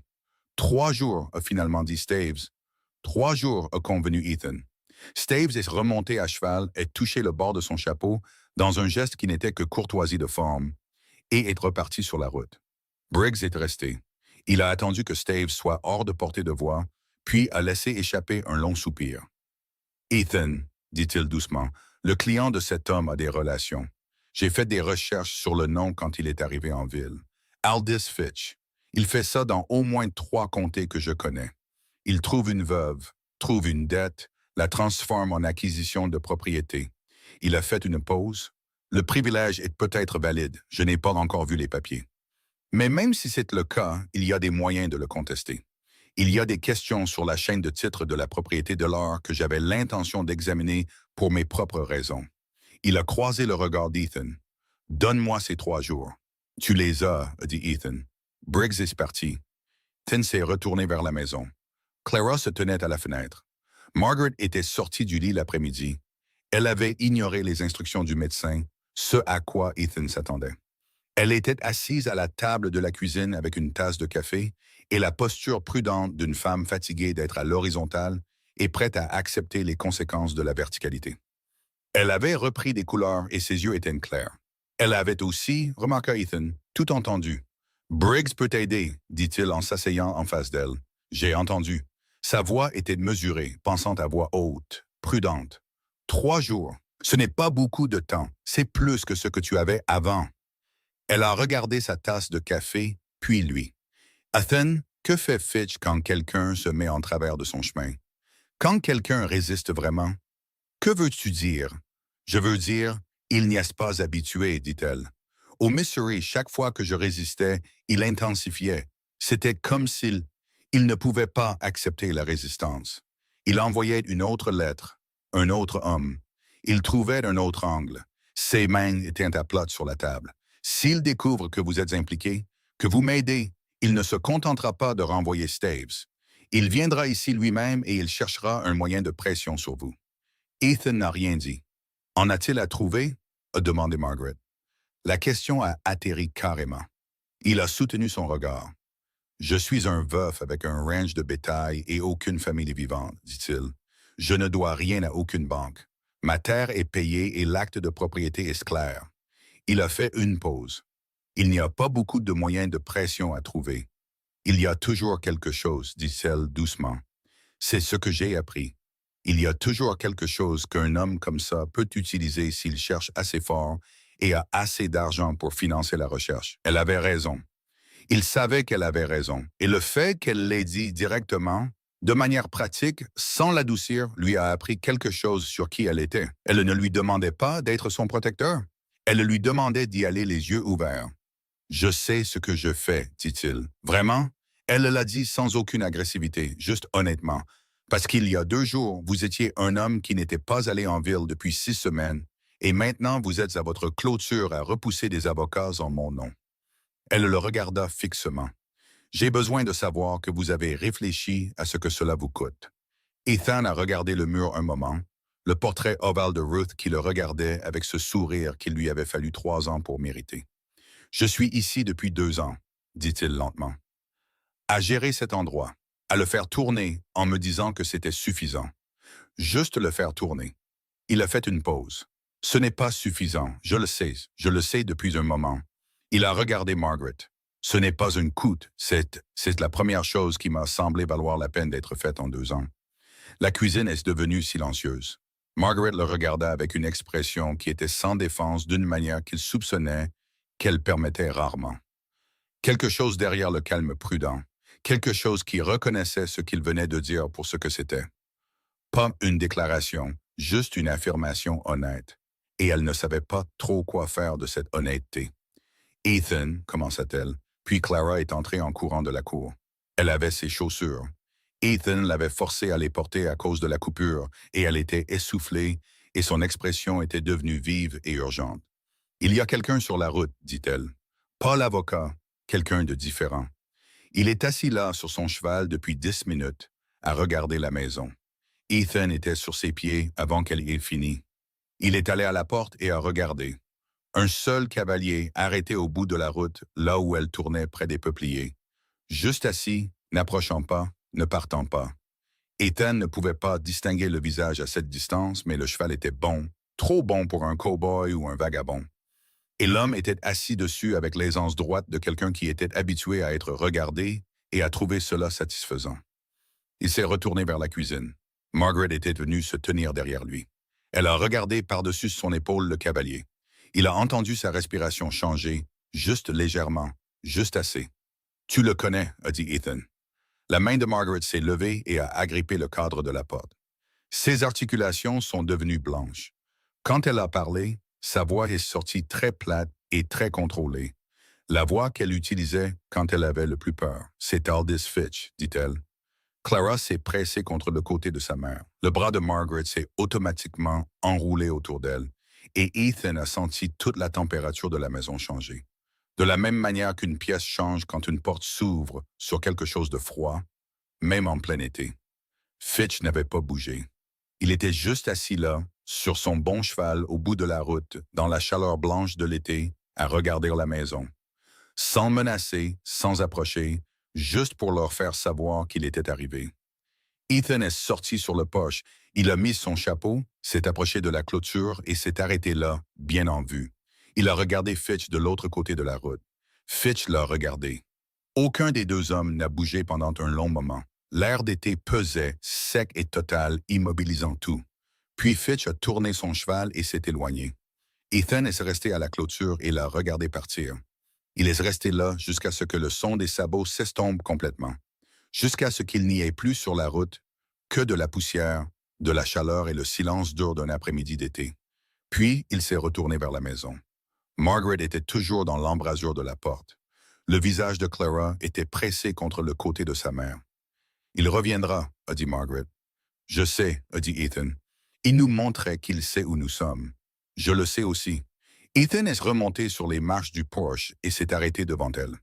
Il a regardé le visage de Margaret, pâle maintenant, tendu par la tension particulière d'avoir peur et de refuser de le montrer, et les yeux sombres de Clara, qui le regardait depuis l'abri du bras de sa mère. « Il est venu jusqu'à votre clôture », a dit Ethan, et il s'est arrêté là. Il a laissé cela en suspens un moment. Ça veut dire qu'il sait à qui appartient cette clôture, et il décide de l'importance que ça a. Il a soutenu le regard de Margaret. Assurons-nous qu'il décide correctement. Clara a levé les yeux vers lui. « Qu'est-ce que ça veut dire ?» a-t-elle demandé. « S'assurer qu'il décide correctement. » Ethan a baissé les yeux vers la fille. « Ça veut dire qu'il est venu ici en s'attendant à trouver une femme seule, dit-il. Et ce n'est pas ce qu'il a trouvé. Cette nuit-là, Ethan a écrit 2 lettres. La première était pour Sam Briggs, lui disant d'accélérer la recherche de titre et de trouver le nom du juge que Fitch avait contacté. La seconde était pour un homme nommé Frank Hollis, qui avait été marshal des États-Unis à Abilene pendant 15 ans et était maintenant à la retraite sur une propriété à 2 comtés au nord. Ethan n'avait pas écrit à Frank Hollis depuis 4 ans. Il n'en avait pas eu besoin. Il a écrit avec soin, de manière concise. Il a décrit le privilège, la menace, la visite de Staves et l'apparition de Fitch sur la route. Il a demandé à Frank si le schéma correspondait à quelque chose de connu. Il a demandé ce qu'un homme pouvait légalement faire quand un autre homme utilisait les tribunaux comme une arme. Il a plié les lettres, les a scellées et les a posées sur la table pour les envoyer le matin. Puis il est allé se tenir dans l'embrasure de la porte de la chambre du fond. Clara s'était endormie dans le lit à côté de sa mère. Margaret était réveillée, son bras autour de sa fille, les yeux ouverts dans le noir. Elle l'a regardé quand il est apparu dans l'embrasure. « Avez-vous envoyé chercher quelqu'un » demanda-t-elle doucement, ne voulant pas réveiller Clara. « 2 lettres, dit-il, un avocat et un ancien marshal. Quelque chose a bougé dans son expression. Du soulagement, peut-être, déguisé en quelque chose de plus compliqué. « Ethan, dit-elle, si ça tourne mal, si Fitch riposte, ça ne tournera pas mal, dit-il. Vous ne le savez pas, non, dit-il, mais je sais que pour l'instant, il ne sait pas dans quoi il met les pieds, et c'est le seul avantage dont nous avons besoin. Il l'a regardé un moment. Dormez un peu, Madame Hale. Margaret, dit-elle doucement. Il a fait une pause dans l'embrasure. Margaret, dit-il. Il est retourné à sa chaise. Dehors, l'obscurité de l'été s'étendait, plate et lourde sur la terre. Et quelque part sur la route, Aldous Fitch faisait ses calculs. Il les faisait mal. Sam Briggs est arrivé à cheval avant le petit déjeuner. Ethan a entendu le cheval arriver sur la route alors que le café infusait encore. Il est sorti pour le rencontrer, toujours en chemise de travail, le chapeau à la main. Briggs avait l'air d'un homme qui n'avait pas beaucoup dormi et qui avait quelque chose à dire à ce sujet. Il est descendu de cheval rapidement et a sorti un papier plié de son manteau. « J'ai besoin que tu regardes ça, » dit-il, sans même dire bonjour. La recherche de titres sur la propriété de Lord. Je l'ai tiré hier soir. Je connais le greffier. Il m'a laissé entrer après les heures de bureau. Il a tendu le papier à Ethan. 3e ligne en bas, Ethan l'a lu. Puis il l'a relu. Le privilège que Fitch détient, a dit Briggs, sa voix baissant même s'il n'y avait personne sur la route pour l'entendre, a été déposé à Kansas City il y a 6 semaines. 6 semaines. Mais la dette fiscale originale à laquelle il fait référence remonte à 4 ans, avant même que Margaret Hale ne mette les pieds sur ce territoire, avant même que la succession Dollard ne soit réglée. Il a fait une pause. Ethan, ce privilège a été acheté spécifiquement pour être utilisé contre elle. Quelqu'un a déposé une créance fiscale dormante qu'un comptable compétent aurait repérée et réglée il y a des années. Il l'a laissée en suspens, puis l'a vendue à la société holding de Fitch pour 8 $. 8 $. Il l'a acheté pour 8 $, a dit Ethan. 8 $, a confirmé Briggs. Et maintenant, il l'agite devant une veuve en prétendant qu'elle vaut 312 $. Ethan a plié le papier avec soin. La préméditation, la délibération de l'acte l'ont frappé comme une pierre jetée dans une eau calme, les ondulations se propageant, froides et certaines. Ce n'était pas un opportuniste qui était tombé sur une faille juridique. C'était un homme qui avait identifié une cible, localisé l'instrument, l'avait acheté pour une bouchée de pain et avait suivi une femme et sa fille sur 1500 miles pour collecter. « On peut le combattre ?» a demandé Ethan. « Je crois que oui. » Briggs a dit que la chaîne de titre a des problèmes. Le dépôt fiscal original a des problèmes et il y a une question de procédure sur la validité de la juridiction de Kansas City dans ce comté. Il a pris une profonde inspiration. Mais Ethan, ça doit passer devant le juge Hall. Et Hall, qu'en est-il de Hall? Briggs a hésité. J'ai découvert hier soir. Fitch a dîné avec Raymond Holt le soir de son arrivée à l'hôtel. 2 heures, salon privé. Il a croisé le regard d'Ethan. Je ne sais pas ce qui a été dit. Je ne sais pas ce qui a été offert. Mais je connais Hall. Et je sais que Hall a 2 fils avec des dettes à Kansas City et un poste de juge qui paye moins qu'il ne le voudrait. Le froid dans la poitrine d'Ethan s'est intensifié. Donc, le juge est déjà à lui, a dit Ethan. Je n'en suis pas certain, mais c'est possible. À qui s'adresser au-dessus de Holt? La cour de circuit. Mais ça prend du temps, des semaines, peut-être plus. Et Fitch le sait. Briggs a repoussé son chapeau sur sa tête. Il va déposer sa plainte avant qu'on puisse atteindre le circuit. Il va déposer rapidement devant Earlson et obtenir une ordonnance d'expulsion avant que nos contestations ne puissent être entendues. C'est sa stratégie. Ça a toujours été sa stratégie. Ethan est resté silencieux un long moment. Il a regardé la route. Il a regardé la maison. À quelle vitesse peut-il déposer sa plainte, demanda-t-il. Aujourd'hui, a dit Briggs, s'il le choisit. Staves a déjà les papiers prêts. Je parierai mon bureau là-dessus. Les 3 jours qu'il t'a donnés étaient une courtoisie ou ce qui en tenait lieu. Il pourrait retirer cette courtoisie à tout moment. Alors, on n'a pas 3 jours, a dit Ethan. Non, a dit Briggs, je ne pense pas. Margaret était dans la cuisine quand Ethan est rentré. Elle se tenait près du poêle avec Clara à ses côtés et elle a préparé quelque chose. Des biscuits, à en juger par la farine sur les mains de Clara et le froncement de sourcils concentré qu'elle avait.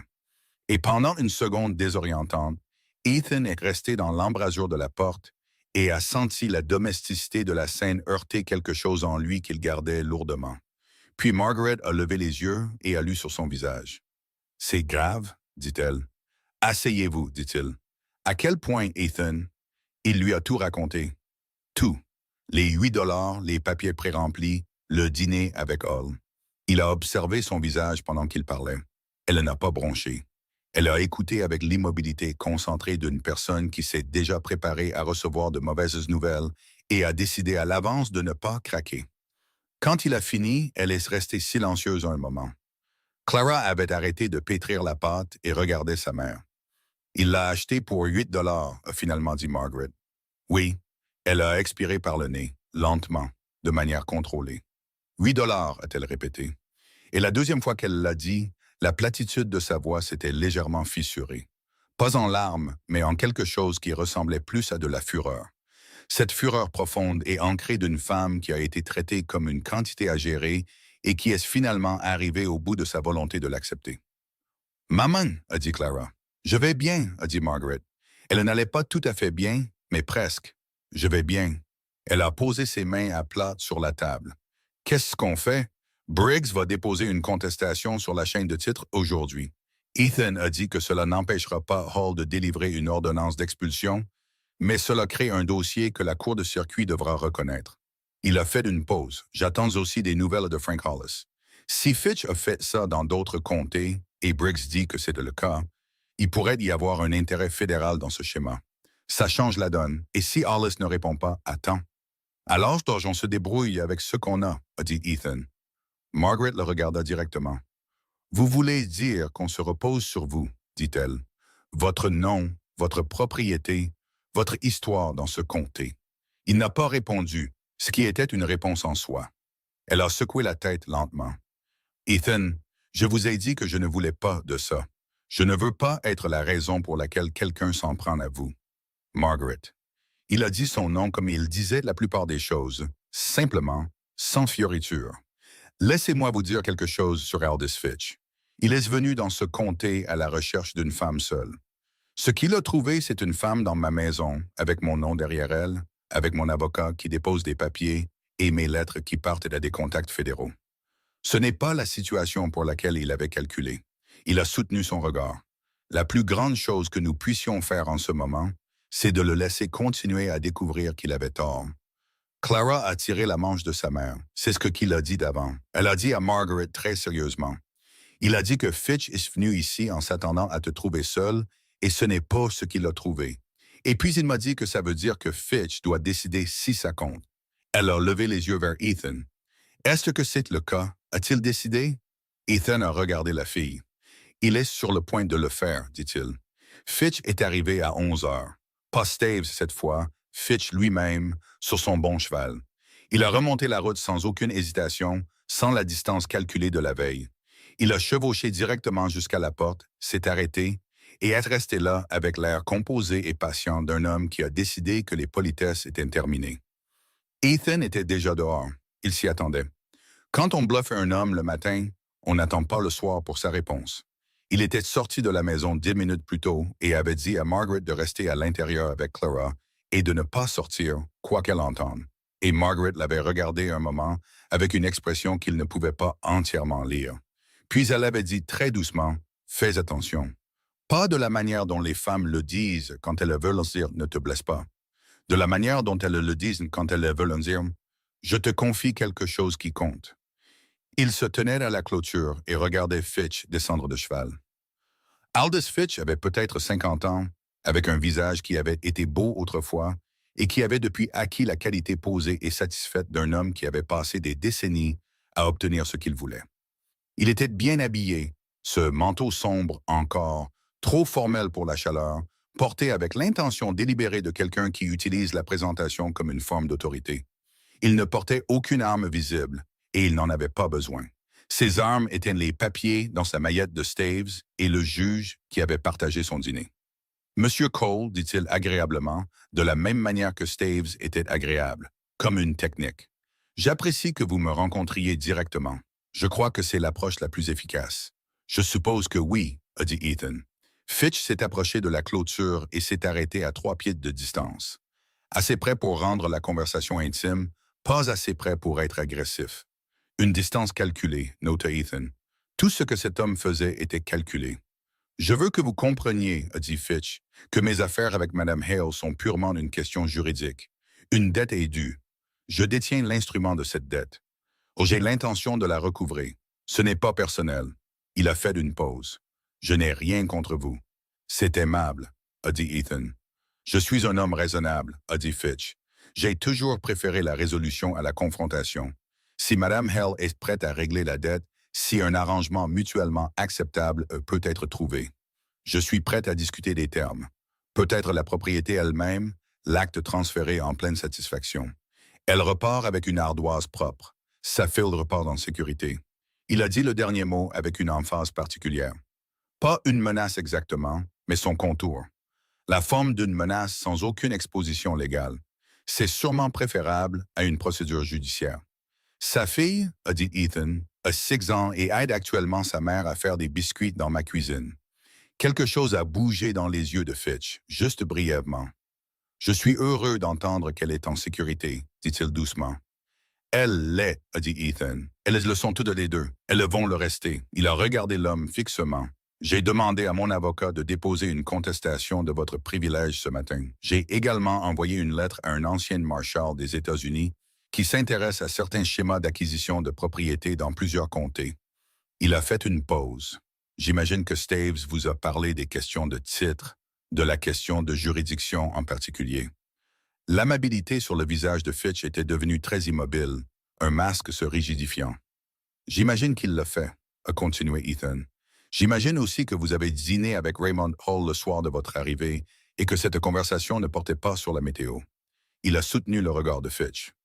Voici ce que je veux que vous compreniez, Monsieur Fitch. Vous êtes venu dans le comté de Harlan pour un terrain qui vaut moins que ce que vous avez dépensé pour venir ici. Ce que vous êtes réellement venu chercher, c'est ce que vous venez toujours chercher. Quelqu'un qui a dit non. Et vous ne pouvez pas laisser tomber. Ethan a fait une pause. Je vous dis de laisser tomber. Un long silence. Monsieur Cole, a dit Fitch, et l'amabilité avait entièrement disparu, remplacée par quelque chose de plus froid et de plus authentique. J'ai une base légale dans ce comté. J'ai un instrument valide et j'ai un juge que vous avez invité à dîner, a dit Ethan. Je sais. Déposez votre plainte auprès de lui. Nous déposerons notre contestation le même jour et nous nous assurerons que la cour de circuit en ait une copie. Ensuite, je m'assurerai que Frank Hollis en ait une copie et je m'assurerai que chaque nom dans votre chaîne de titres soit documenté et soumis au Bureau fédéral des terres. Il a fait une pause. Dans combien de comtés avez-vous fait ça, Fitch? Combien de femmes? Combien de privilèges fiscaux achetés pour 8 $ et présentés comme valant 300? Le silence cette fois était différent, plus tendu. C'est une accusation très grave, a dit Fitch doucement. C'est une question très sérieuse, a dit Ethan. Je serais curieux de connaître votre réponse. Fitch l'a regardé. Le calcul se faisait derrière ses yeux. Ethan pouvait le voir travailler, la réévaluation rapide de ce dans quoi il s'était engagé par rapport à ce à quoi il s'attendait. Il s'attendait à un rancher, un veuf reclus et isolé qui pouvait être déjoué avec des papiers et un juge ami. Il ne s'attendait pas à des contacts fédéraux, à des contestations de titres et à un homme qui le regardait comme s'il était un problème à résoudre plutôt qu'un obstacle à éliminer. Nous laisserons le tribunal décider, a finalement dit Fitch. C'est bien, a dit Ethan. C'est exactement ce que je veux. Fitch est remonté à cheval sans un mot de plus. Il est reparti sur la route à un rythme contrôlé et digne qui était son propre message. Je ne bats pas en retraite. Je choisis le moment. Ethan l'a regardé partir et a senti la distance entre la confiance et la certitude. Il s'est tenu dans cet écart et ne s'est pas laissé bousculer. Il s'est retourné pour rentrer. Margaret était sur le porche. Elle n'était pas restée à l'intérieur. Bien sûr que non. Elle se tenait en haut des marches, les bras le long du corps, et elle avait tout entendu. Son visage le lui disait clairement. Son expression était compliquée d'une manière qu'il commençait à reconnaître comme étant spécifiquement l'expression de Margaret Hale quand elle ressentait plus qu'elle n'avait décidé de le dire. « Je t'ai dit de rester à l'intérieur, a dit Ethan. Vous m'avez dit de ne pas sortir, dit-elle. J'étais déjà sur le poche. Il l'a regardé. J'avais besoin de voir son visage, dit-elle plus doucement. Quand vous lui parliez, j'avais besoin de le voir. Elle a serré les lèvres. J'ai eu peur de cet homme pendant 2 ans. Je voulais voir à quoi il ressemblait quand quelqu'un n'avait pas peur de lui. À quoi ressemblait-il? A demandé Ethan. Elle a soutenu son regard. Petit, dit-elle. Il avait l'air très petit. La réponse de Frank Hollis est arrivée le lendemain matin. Ethan l'a lu debout à la porte avant même d'avoir mis son chapeau. Il l'a lu 2 fois, lentement, puis l'a posé sur la table et est allé trouver Briggs. Frank Hollis, au cours de ses 15 ans en tant que marshal et des 4 années écoulées depuis sa retraite, s'était fait un devoir de suivre certains schémas de fraude foncière sur le territoire. Il avait un dossier sur Aldous Fitch. Il le constituait depuis 3 ans. Il avait documenté 7 cas. 7 femmes, toutes veuves, toutes ciblées dans la même séquence, toutes chassées de leur propriété par le même mécanisme de privilèges achetés, de juges amis et d'isolement social progressif et impitoyable. Aucune des 7 n'avait résisté assez fort, assez longtemps, pour que Hollis puisse monter un dossier fédéral. Elles avaient toutes fini par céder. 2 avaient perdu leur propriété. 3 avaient quitté le territoire entièrement. 2 avaient signé des papiers dans des conditions que Hollis considérait comme de la contrainte et qu'il n'avait jamais pu prouver. Margaret Hale était la 8e, et Frank Hollis arrivait en provenance du Nord. Il arriverait à Red Rock dans 2 jours et il apportait avec lui 3 ans de documentation et un procureur fédéral à Kansas City qui attendait un cas avec suffisamment de preuves pour agir. Ethan s'est assis en face de Briggs dans le petit bureau de l'avocat et a regardé l'homme lire la lettre de Hollis. Il a regardé l'expression de Briggs changer au fur et à mesure de sa lecture. La neutralité prudente d'un esprit juridique exercé laissant place, ligne par ligne, à quelque chose qui ressemblait presque à du soulagement. Il a 7 cas, a dit de Briggs. 7, a confirmé Ethan. Si le procureur fédéral agit sur le schéma, s'ils peuvent lier les 8 cas, Fitch ne perd pas seulement le privilège, il perd tout. Briggs a posé la lettre. Sa méthodologie devient le crime. Chaque acquisition, chaque juge ami, chaque dette achetée. Il a levé les yeux. Ethan, c'est fini. Ce n'est pas encore fini, a dit Ethan. Nous avons besoin de Fitch dans ce comté quand Hollis arrivera. S'il en entend parler avant, il s'enfuira, a dit Briggs. Il s'enfuira, a convenu Ethan, et il trouvera une 9e femme quelque part et recommencera. Il a fait une pause. Nous ne déposons rien aujourd'hui. Nous ne faisons rien qui signale un changement. Laissons-le penser qu'il a toujours le contrôle. Laissons-le déposer sa plainte auprès de Holt s'il le veut. Nous répondons normalement. Nous contestons normalement. Et nous gardons le nom de Hollis hors de tout ça jusqu'à son arrivée. Briggs hochait lentement la tête. Ça veut dire que Margaret sera assignée aujourd'hui ou demain. Elle recevra un avis d'expulsion du tribunal de Holt. Je sais, a dit Ethan. Ce ne sera pas facile pour elle. Non, a dit Ethan, ce ne le sera pas. L'avis est arrivé cet après-midi-là. Staves l'a remis en personne. Il a eu au moins la grâce d'avoir l'air quelque peu mal à l'aise. Il l'a remis à Ethan à la porte, et Ethan l'a pris, n'a rien dit et est rentré. Il a trouvé Margaret à la table de la cuisine avec Clara. Elle jouait aux cartes, un jeu simple que Clara expliquait avec la gravité intense d'une fillette de 6 ans qui prend les règles des jeux de cartes très au sérieux. Elles ont toutes les deux levé les yeux quand Ethan est entré. Il a posé le papier sur la table. Margaret l'a regardé. Elle ne l'a pas pris. Combien de temps a-t-elle demandé? 7 jours, a dit Ethan. L'ordonnance de Holt vous donne 7 jours pour quitter les lieux. Clara a regardé le papier, puis Ethan, puis sa mère. Elle a posé ses cartes face cachée sur la table, lentement et avec soin. Nous ne partons pas, a-t-elle dit. Ce n'était pas une question ni une supplique. C'était l'affirmation de quelque chose qui avait été décidé par elle, apparemment fermement, avec la conviction totale d'une enfant qui a pleinement absorbé la situation et est arrivée à une conclusion. Margaret a regardé sa fille. Quelque chose a bougé sur son visage. Quelque chose qui essayait très fort d'être de l'espoir et qui avait peur de lui-même. Clara, commença-t-elle. Il a dit que ce n'était pas encore fini, a dit Clara, en pointant Ethan du doigt sans le regarder. Il a dit que Fitch pense qu'il a toujours le contrôle. Ça veut dire qu'il y a un plan. Elle a regardé sa mère directement. Y a-t-il un plan? Ethan a regardé la fille, ce visage sérieux et sans ciller qui avait marché 3 miles pieds nus dans le noir, et demandé à un homme que tout le monde appelait méchant de sauver sa mère, et qui n'avait pas une seule fois dans tout cela, craqué. Il y a un plan, dit-il. Clara a repris ses cartes.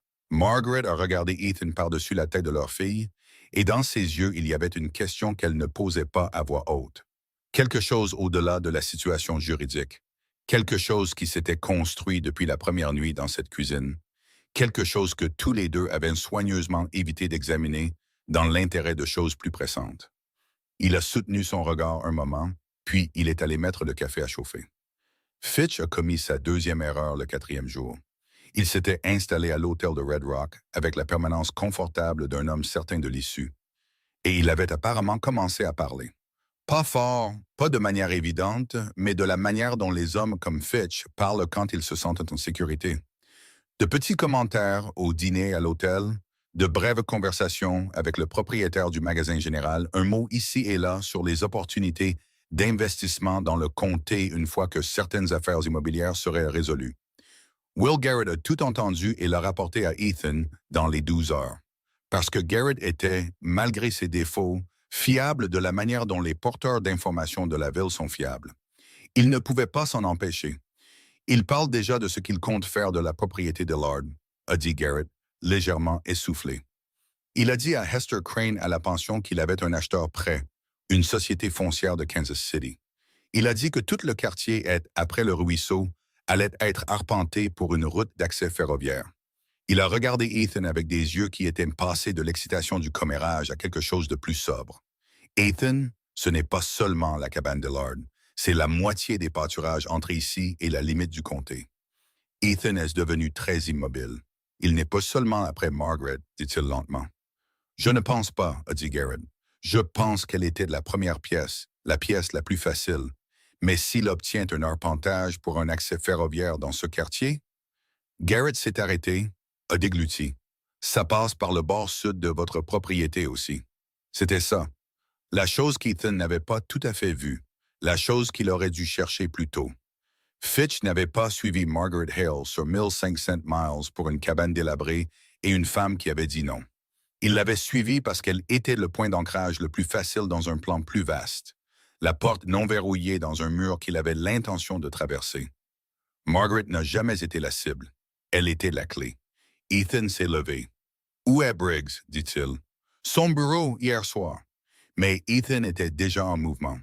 Il les a réunis tous les trois dans le bureau de Briggs en moins d'une heure.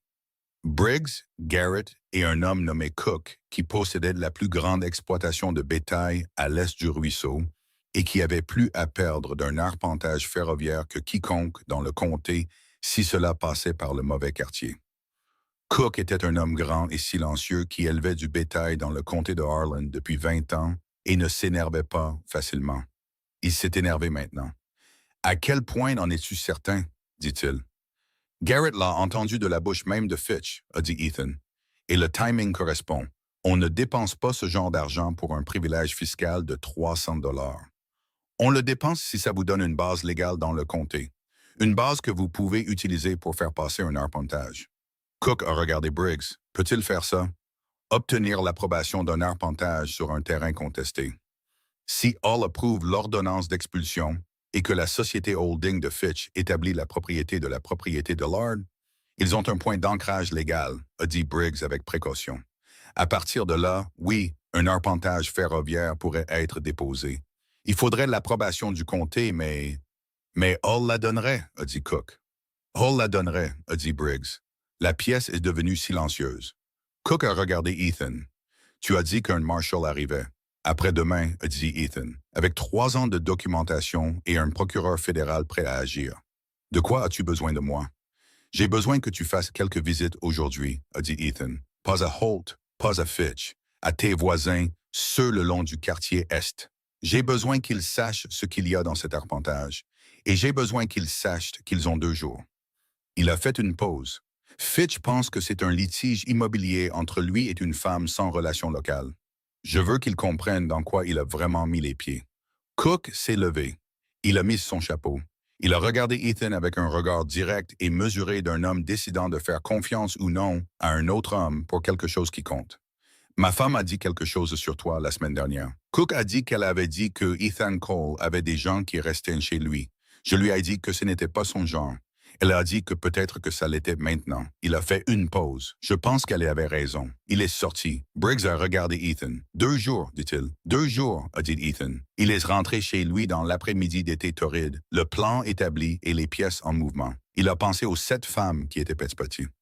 Il a pensé aux mains de Margaret sur la table et à la platitude de sa voix quand elle a dit « 8 $. Il a pensé à Clara reprenant ses cartes. Il a pensé au portrait ovale sur le mur de la cuisine, au sourire de Ruth et au son, ou à l'absence de son, de la maison pendant 2 ans après. Et pour la première fois en 2 ans, Ethan Cole est rentré dans une maison où les lumières étaient allumées. Non pas parce qu'il les avait laissées allumées, mais parce que quelqu'un était encore réveillé à l'intérieur. Il s'est arrêté dehors et a écouté les sons provenant de la fenêtre. La voix de Margaret, basse et égale, et celle de Clara, plus légère et plus rapide, et quelque chose qui aurait pu être un rire, petit, bref et réel. Il est resté sur son cheval un moment dans l'obscurité de l'été et s'est laissé écouter. Puis il a attaché le cheval et est entré. Frank Hollis est arrivé un mardi. Ethan a su que c'était lui avant même que l'homme n'atteigne la porte. Non pas parce qu'il reconnaissait le cheval ou le visage, mais à cause de sa façon de monter. Frank Hollis avait été marshal pendant 15 ans et le portait dans son corps comme certains hommes portent de vieilles blessures. Pas une boiterie, mais un ajustement permanent à sa façon de se mouvoir dans le monde. Le dos droit, sans hâte, les yeux lisant déjà tout avant de s'arrêter. Il était plus âgé que dans le souvenir d'Ethan. Grisonnant aux tempes maintenant, un visage qui avait vieilli au-delà de la beauté pour arriver à quelque chose de mieux. Quelque chose qui était juste honnête. Il est descendu de cheval, a serré la main d'Ethan et l'a tenu fermement. « Tu as l'air terrible », a dit Frank. « Tu as l'air vieux », a dit Ethan. Frank a presque souri. « C'est juste !» Il a regardé la maison. Elle est à l'intérieur, toutes les deux. Ethan a dit « Viens !» Margaret a rencontré Frank Hollis avec le calme contenu et mesuré qu'Ethan avait appris à reconnaître comme sa forme particulière de courage. Non pas l'absence de peur, mais la décision de fonctionner à travers elle. Elle lui a serré la main. Elle a répondu à ses questions directement et sans fioriture. Elle lui a donné des dates, des montants, des noms. Le langage spécifique que Fitch avait utilisé dans des lettres qu'elle avait, dans plusieurs cas, mémorisé mot pour mot parce qu'elle les avait lus assez de fois dans le noir, en essayant de trouver une issue. Frank a écouté sans l'interrompre. Il avait un carnet et l'utilisait, mais surtout, il regardait son visage. Et après environ 20 minutes, il a posé son stylo. « Madame Hale, » il a dit, « vous êtes la victime la plus documentée d'Aldis Fitch que j'ai rencontrée en 3 ans de constitution de ce dossier. Vous avez tout gardé. »« J'ai tout gardé, » dit-elle, « parce que je savais qu'un jour j'en aurais besoin. Saviez-vous que ça en arriverait là? » Elle a jeté un bref coup d'œil à Ethan, puis de nouveau à Frank. « Je savais que fuir ne fonctionnait pas, » dit-elle. « Je n'avais juste pas trouvé le bon endroit pour m'arrêter. » Clara, qui était assise au bout de la table avec un verre de lait et l'attention grave de quelqu'un assistant à une réunion importante, a levé les yeux à ce moment-là. Elle a regardé Ethan. Il l'a regardé en retour. Aucun d'eux n'a rien dit. Frank a fermé son carnet. « Voici où nous en sommes, » dit-il. « J'ai 7 cas précédents. Avec la documentation de Madame Hale, j'en ai 8. Le procureur fédéral de Kansas City attendait un cas avec suffisamment de poids pour survivre à l'équipe juridique de Fitch. Et 8 cas documentés de la même méthodologie, des privilèges achetés, des juges locaux corrompus, des veuves ciblées, c'est assez de poids. Il a fait une pause. Mais j'ai besoin de Fitch dans ce comté quand le mandat arrivera. J'ai besoin qu'il soit signifié ici, sur cette affaire, pour qu'il n'y ait pas d'argument de juridiction. Quand le mandat arrive-t-il? A demandé Ethan.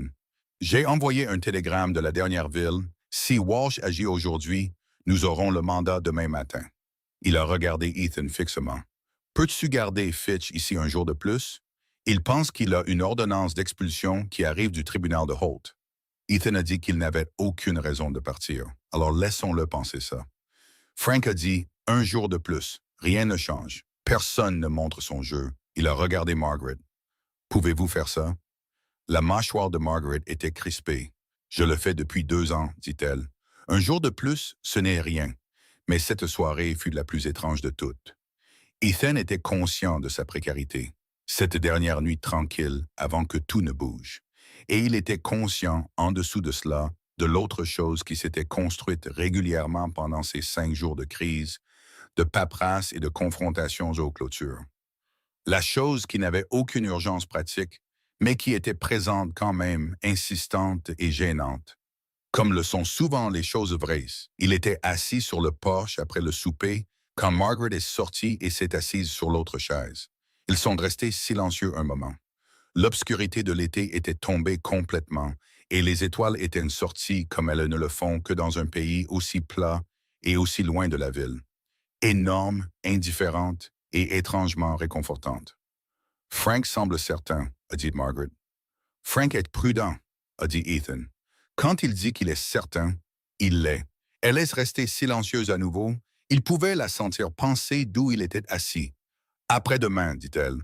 Quand ce sera fini. » Elle s'est arrêtée. « Quoi? » dit-il. « Je ne sais pas où nous irons, dit-elle. Pas avec apitoiement, juste honnêtement. La cabane de l'art n'est pas... Ce n'a jamais été un vrai foyer. Je le savais. J'avais juste besoin d'un endroit pour m'arrêter assez longtemps pour trouver la suite. » Elle a croisé les mains sur ses genoux. Clara n'est jamais restée assez longtemps quelque part pour se faire un ami. Elle a 7 ans et elle parle du ranch comme si c'était le sien. Elle m'a dit ce matin qu'elle avait nommé le cheval Bay. Elle a fait une pause. Elle l'appelle Capitaine. Ethan a regardé la cour sombre. « C'est un bon nom pour ce cheval, dit-il. » Margaret a tourné la tête pour le regarder. Dans le noir, il pouvait voir le contour de son visage, l'expression prudente qu'elle portait et qui, au fil des jours, devenait lentement moins prudente. « Ethan, dit-elle, je ne veux pas de votre charité. »« Je sais, dit-il, et je ne veux pas que vous vous sentiez obligé à cause de la situation, à cause de Clara. » Elle l'a dit avec une franchise qu'il avait appris à être fondamentale chez elle. Elle n'abordait pas les choses difficiles de bien. Ce serait pire que de partir. Ce le serait, a-t-il convenu. Alors, je dois vous demander directement. Elle a soutenu son regard. Est-ce que c'est ça? Une obligation. Il est resté silencieux un moment. Un vrai moment. Pas une hésitation, mais la chose qu'il avait apprise au cours d'une vie difficile. Que certaines réponses méritent le poids d'une pause avant d'être prononcées. Non, dit-il, ce n'est pas ça. La nuit a retenu cela un moment. Je n'ai rien dit jusqu'à présent, a dit Ethan avec précaution, parce qu'il y avait toujours quelque chose de plus urgent et parce que, il s'est arrêté, a recommencé. J'ai passé 2 ans à me dire que ce ranch était suffisant, que le faire tourner était un but. Et ce n'était pas faux exactement, mais ce n'était pas vrai non plus. Il l'a regardé. La nuit où Clara a frappé à cette porte, j'étais assis à cette table dans le noir et je n'avais pas allumé de bougie depuis 3 heures. Je n'avais pas remarqué, il a fait une pause. J'ai tout remarqué après ça, chaque lampe de la maison. J'ai commencé à les allumer. Margaret l'a regardé pendant un long moment. Quelque chose se passait sur son visage. La dernière trace de méfiance cédant la place non pas à la vulnérabilité, mais à quelque chose de plus honnête que la contenance. « Thomas est parti il y a 2 ans, dit-elle. Je l'aimais. Je l'aimerai toujours. Et elle a pris une profonde inspiration. Je suis à 29 mois du pire jour de ma vie, et je suis assise sur un porche avec un homme qui a parcouru 3 miles dans le noir pour une femme qu'il ne connaissait pas parce que sa fille le lui a demandé. Et je ne pense pas me tromper sur ce que cela signifie. Vous ne vous trompez pas, a dit Ethan. La voix de Clara est venue de l'intérieur de la maison. Vous parlez de sentiments là-dehors? Ethan et Margaret se sont immobilisés. Va dormir, Clara, a dit Margaret. Je demande juste, a dit Clara. Frank dort déjà. Je l'entendais ronfler depuis le canapé. Clara. Une pause, puis le bruit de petites pieds qui s'éloignent, puis, de plus loin. Capitaine est un bon nom, au fait. Je lui ai demandé, et il est d'accord. Margaret a mis sa main sur sa bouche. Ses épaules tremblaient. Et quand elle a finalement laissé échapper le rire, silencieux, réel, qui lui a échappé comme ce premier rire dans la cuisine, Ethan a senti quelque chose dans sa poitrine qui était verrouillé depuis 2 ans se retourner comme la terre au printemps. Il n'a rien dit d'autre. Elle non plus. Ils sont restés assis dans l'obscurité de l'été et ont écouté la terre et c'était suffisant. Le mandat est arrivé à 7h43 du matin. Frank avait le télégramme à la main quand Ethan est entré de la cour et son visage avait l'expression concentrée et déterminée d'un homme qui attendait un matin particulier depuis 3 ans et qui y était enfin arrivé. « Walsh a agi vite, » a dit Frank. « Il veut que Fitch soit signifié avant 10 heures, avant l'ouverture du tribunal de Holt. » Ethan a mis son chapeau. « Allons-y. » Margaret se tenait dans l'embrasure de la cuisine. « Je viens, dit-elle. »« Margaret, j'ai fui cet homme pendant 2 ans, dit-elle. Je ne vais pas rester assise dans cette maison pendant que ça se termine sans moi. » Elle a regardé Ethan fixement. « Ne me le demandez pas. » Il l'a regardé un instant, puis il s'est écarté de la porte. « Prends tes bottes, dit-il. » Ils sont entrés dans Red Rock à 3 de front. Frank, Ethan et Margaret, et la ville l'a remarqué. Le propriétaire du magasin général est sorti sur son porche. Hester Crane a arrêté de balayer. 2 hommes devant le magasin de fourrage se sont tus. Will Garrett est apparu dans l'embrasure d'une boutique, la bouche légèrement ouverte, ce qui, pour Garrett, était un événement significatif. Aldous Fitch était dans la salle à manger de l'hôtel en train de prendre son petit déjeuner. Il a levé les yeux quand Frank Hollis est entré et quelque chose a changé sur son visage. Un petit changement rapide, le vacillement d'un homme qui a été très confiant pendant longtemps et qui réexamine soudain cette confiance. Il a regardé Frank, puis Ethan, puis Margaret, debout dans l'embrasure de la salle à manger de l'hôtel qu'il avait utilisé comme bureau temporaire pendant la majeure partie de la semaine. Il a regardé Margaret le plus longtemps. Frank a traversé la pièce et a posé le mandat sur la table à côté de la tasse de café de Fitch. « Aldous Fitch, » a dit Frank, « je vous signifie un mandat fédéral pour fraude électronique, coercition illégale et un schéma d'acquisition frauduleuse de terre dans 7 cas documentés dans 4 États, avec un 8e en attente. Il l'a dit comme un homme dit quelque chose qu'il a répété, non pas parce qu'il avait besoin de le répéter, mais parce que cela méritait d'être dit exactement comme il faut. Vous devrez venir avec moi. » La salle à manger était devenue complètement silencieuse. Fitch a regardé le mandat. Il l'a lu. Il l'a relu. Son visage est passé par plusieurs phases. L'incrédulité, le calcul, la fureur et enfin un vide froid et rigide qui était pire que tout le reste. « Vous n'avez aucune juridiction dans ce comté, » dit-il. Sa voix était stable. « C'est une affaire civile. 7 chefs d'accusation de fraude électronique ne sont pas une affaire civile, » a dit Frank. « Le mandat est fédéral. Levez-vous, Monsieur Fitch. » Fitch a levé les yeux alors, non pas vers Frank, mais au-delà de lui et de lui vers Ethan. Et dans ses yeux, il y avait quelque chose qu'Ethan reconnaissait parce qu'il l'avait vu chez d'autres hommes dans d'autres situations difficiles. Pas la peur exactement, la chose qui vient avant la peur. Quand un homme réalise que l'histoire qu'il s'est racontée, l'histoire où il est le vainqueur inévitable, celui qui applique la pression et regarde les choses céder, que cette histoire a atteint une fin qu'il n'a pas écrite. « Vous, » a dit Fitch, juste ce mot. « Levez-vous, » a répété Frank. Fitch s'est levé. Il a redressé son manteau à 2 mains, un geste prudent et composé, le dernier exercice du contrôle qu'il venait de perdre.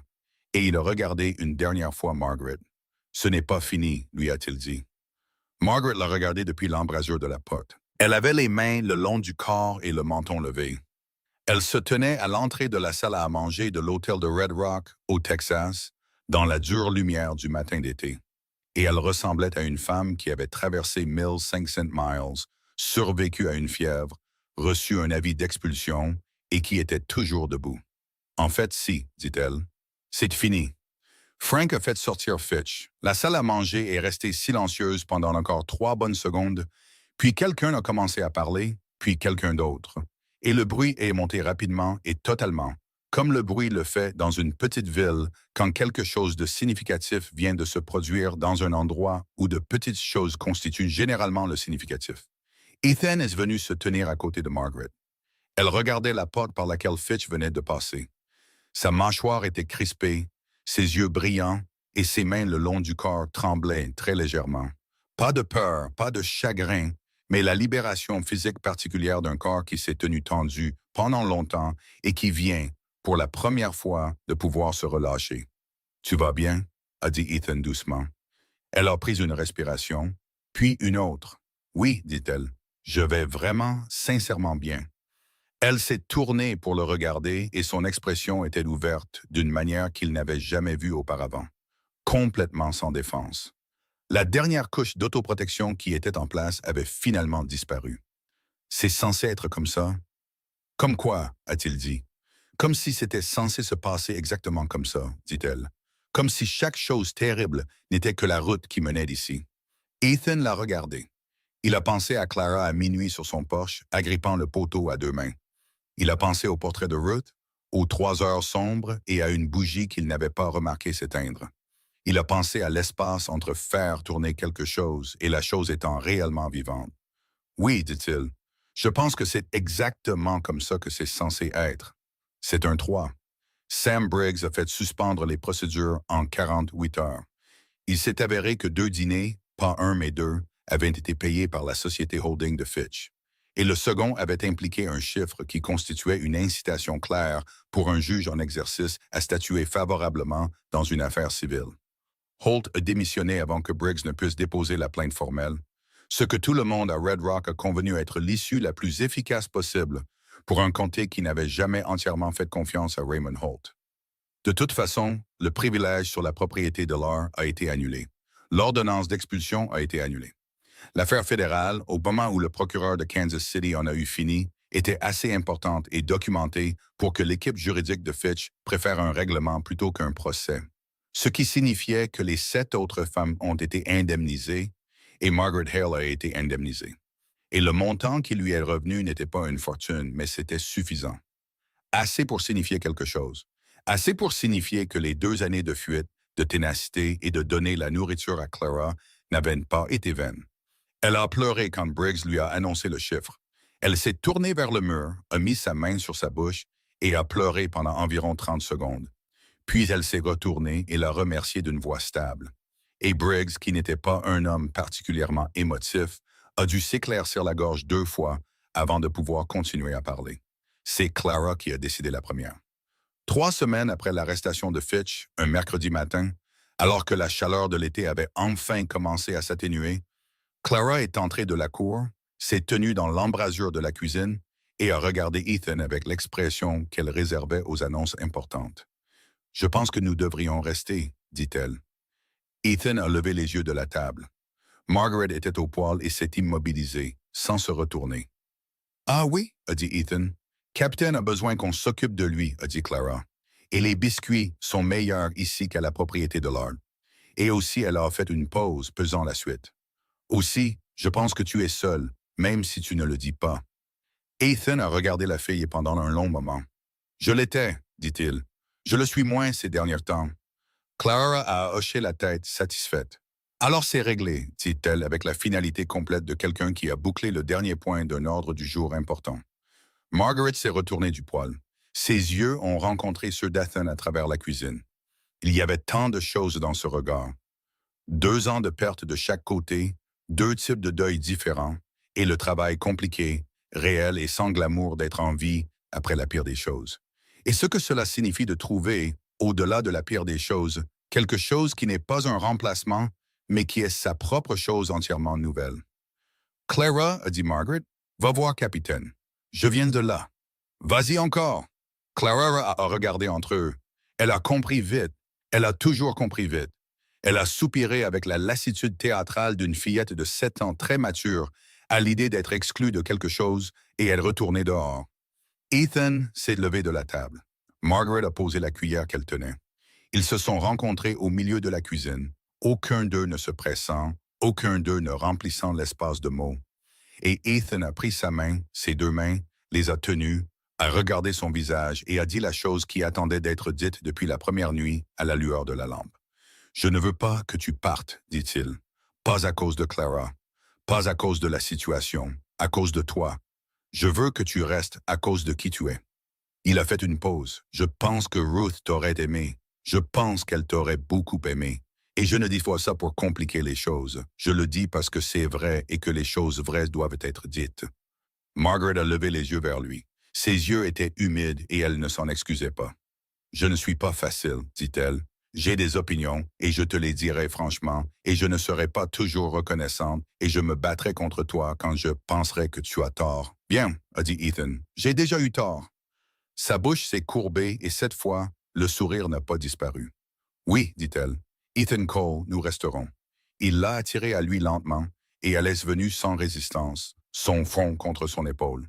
Tous deux debout dans la cuisine où tout avait commencé, où une enfant pieds nus s'était assise sur une chaise, les pieds ne touchant pas le sol, et avait fait confiance à un homme que toute la ville appelait méchant pour sauver sa mère. Dehors, la chaleur de l'été se brisait enfin, véritablement. Un vent était venu du nord, le premier vrai vent depuis des semaines, se déplaçant à travers l'herbe sèche avec un son comme de l'eau, et les peupliers le long du ruisseau, qui étaient restés immobiles pendant des mois, bougeaient enfin. La voix de Clara est venue de la cour, parlant à la capitaine de la manière sérieuse et informative dont elle lui parlait toujours, lui racontant apparemment les récentes procédures judiciaires et leurs conclusions favorables, et ce que cela signifiait pour leur situation résidentielle à long terme. Ethan a senti Margaret rire contre son épaule, un rire silencieux, réel et entièrement sien. Le portrait ovale était toujours accroché au mur de la cuisine. Ethan avait pensé une ou deux fois s'il devait y rester. Il avait décidé que oui. Ruth avait fait partie de cette maison, de cette vie et de l'homme qu'il était devenu, et cela ne disparaissait pas. Cela n'avait pas besoin de disparaître. Il était possible de tenir le deuil et la croissance dans les mêmes mains. Il l'avait appris à la dure. La seule façon dont les choses qui valent la peine d'être sues sont jamais apprises. Mais il avait fait une chose, le matin après l'arrestation de Fitch. Il était allé au magasin général et avait acheté 2 nouvelles bougies. Il les avait ramenées à la maison, les avait posées sur la table de la cuisine et les avait allumées toutes les deux. Il les a laissées brûler toute la journée. C'était une petite chose. C'était aussi la chose la plus significative qu'il ait faite en 2 ans, car c'était le premier acte délibéré de préparer la maison à autre chose que l'endurance. C'était il y a 3 semaines. Maintenant, les bougies étaient toujours allumées le soir. Clara avait commencé à l'appeler notre table. Elle l'avait dit une fois, nonchalamment, notre table, puis avait levé les yeux pour voir si quelqu'un la corrigerait. Personne ne l'avait fait, alors elle l'a répété, avec plus de confiance. Et c'est devenu le mot qu'elle utilisait, parce que c'était la vérité de la façon dont cela s'était produit. Pas en un seul moment dramatique, mais par accumulation, dans l'accrétion lente et non annoncée de notre remplaçant ton et mon, dans des biscuits faits dans une cuisine qui n'est pas la vôtre, dans un pied coupé enveloppé dans le linge propre de quelqu'un d'autre, dans un cheval nommé capitaine par une fille qui avait besoin d'appartenir à quelque chose, dans un coup frappé à minuit auquel un homme a failli ne pas répondre, dans la lumière qui avait été allumée à une fenêtre, pas pour quelqu'un, pas délibérément, juste le dernier bout d'une bougie faisant son travail qui avait guidé quelque chose de perdu jusqu'à la maison. Certaines portes ne s'ouvrent qu'une fois. Ethan Cole avait appris, à 43 ans, lors de la pire nuit d'un été qui en avait déjà trop demandé à trop de gens, que lorsque l'une d'elles s'ouvre, on y répond. On y répond, et on laisse entrer ce qui se trouve de l'autre côté, pieds nus, effrayés, et certain que vous êtes le seul qui reste pour aider. Et on découvre, en répondant, qu'on les attendait tout aussi sûrement qu'ils vous cherchaient. Ce n'est pas de la charité, ce n'est pas une obligation. Ce sont 2 personnes qui trouvent la même porte, de côtés opposés, et qui sont toutes les 2 assez courageuses pour la pousser.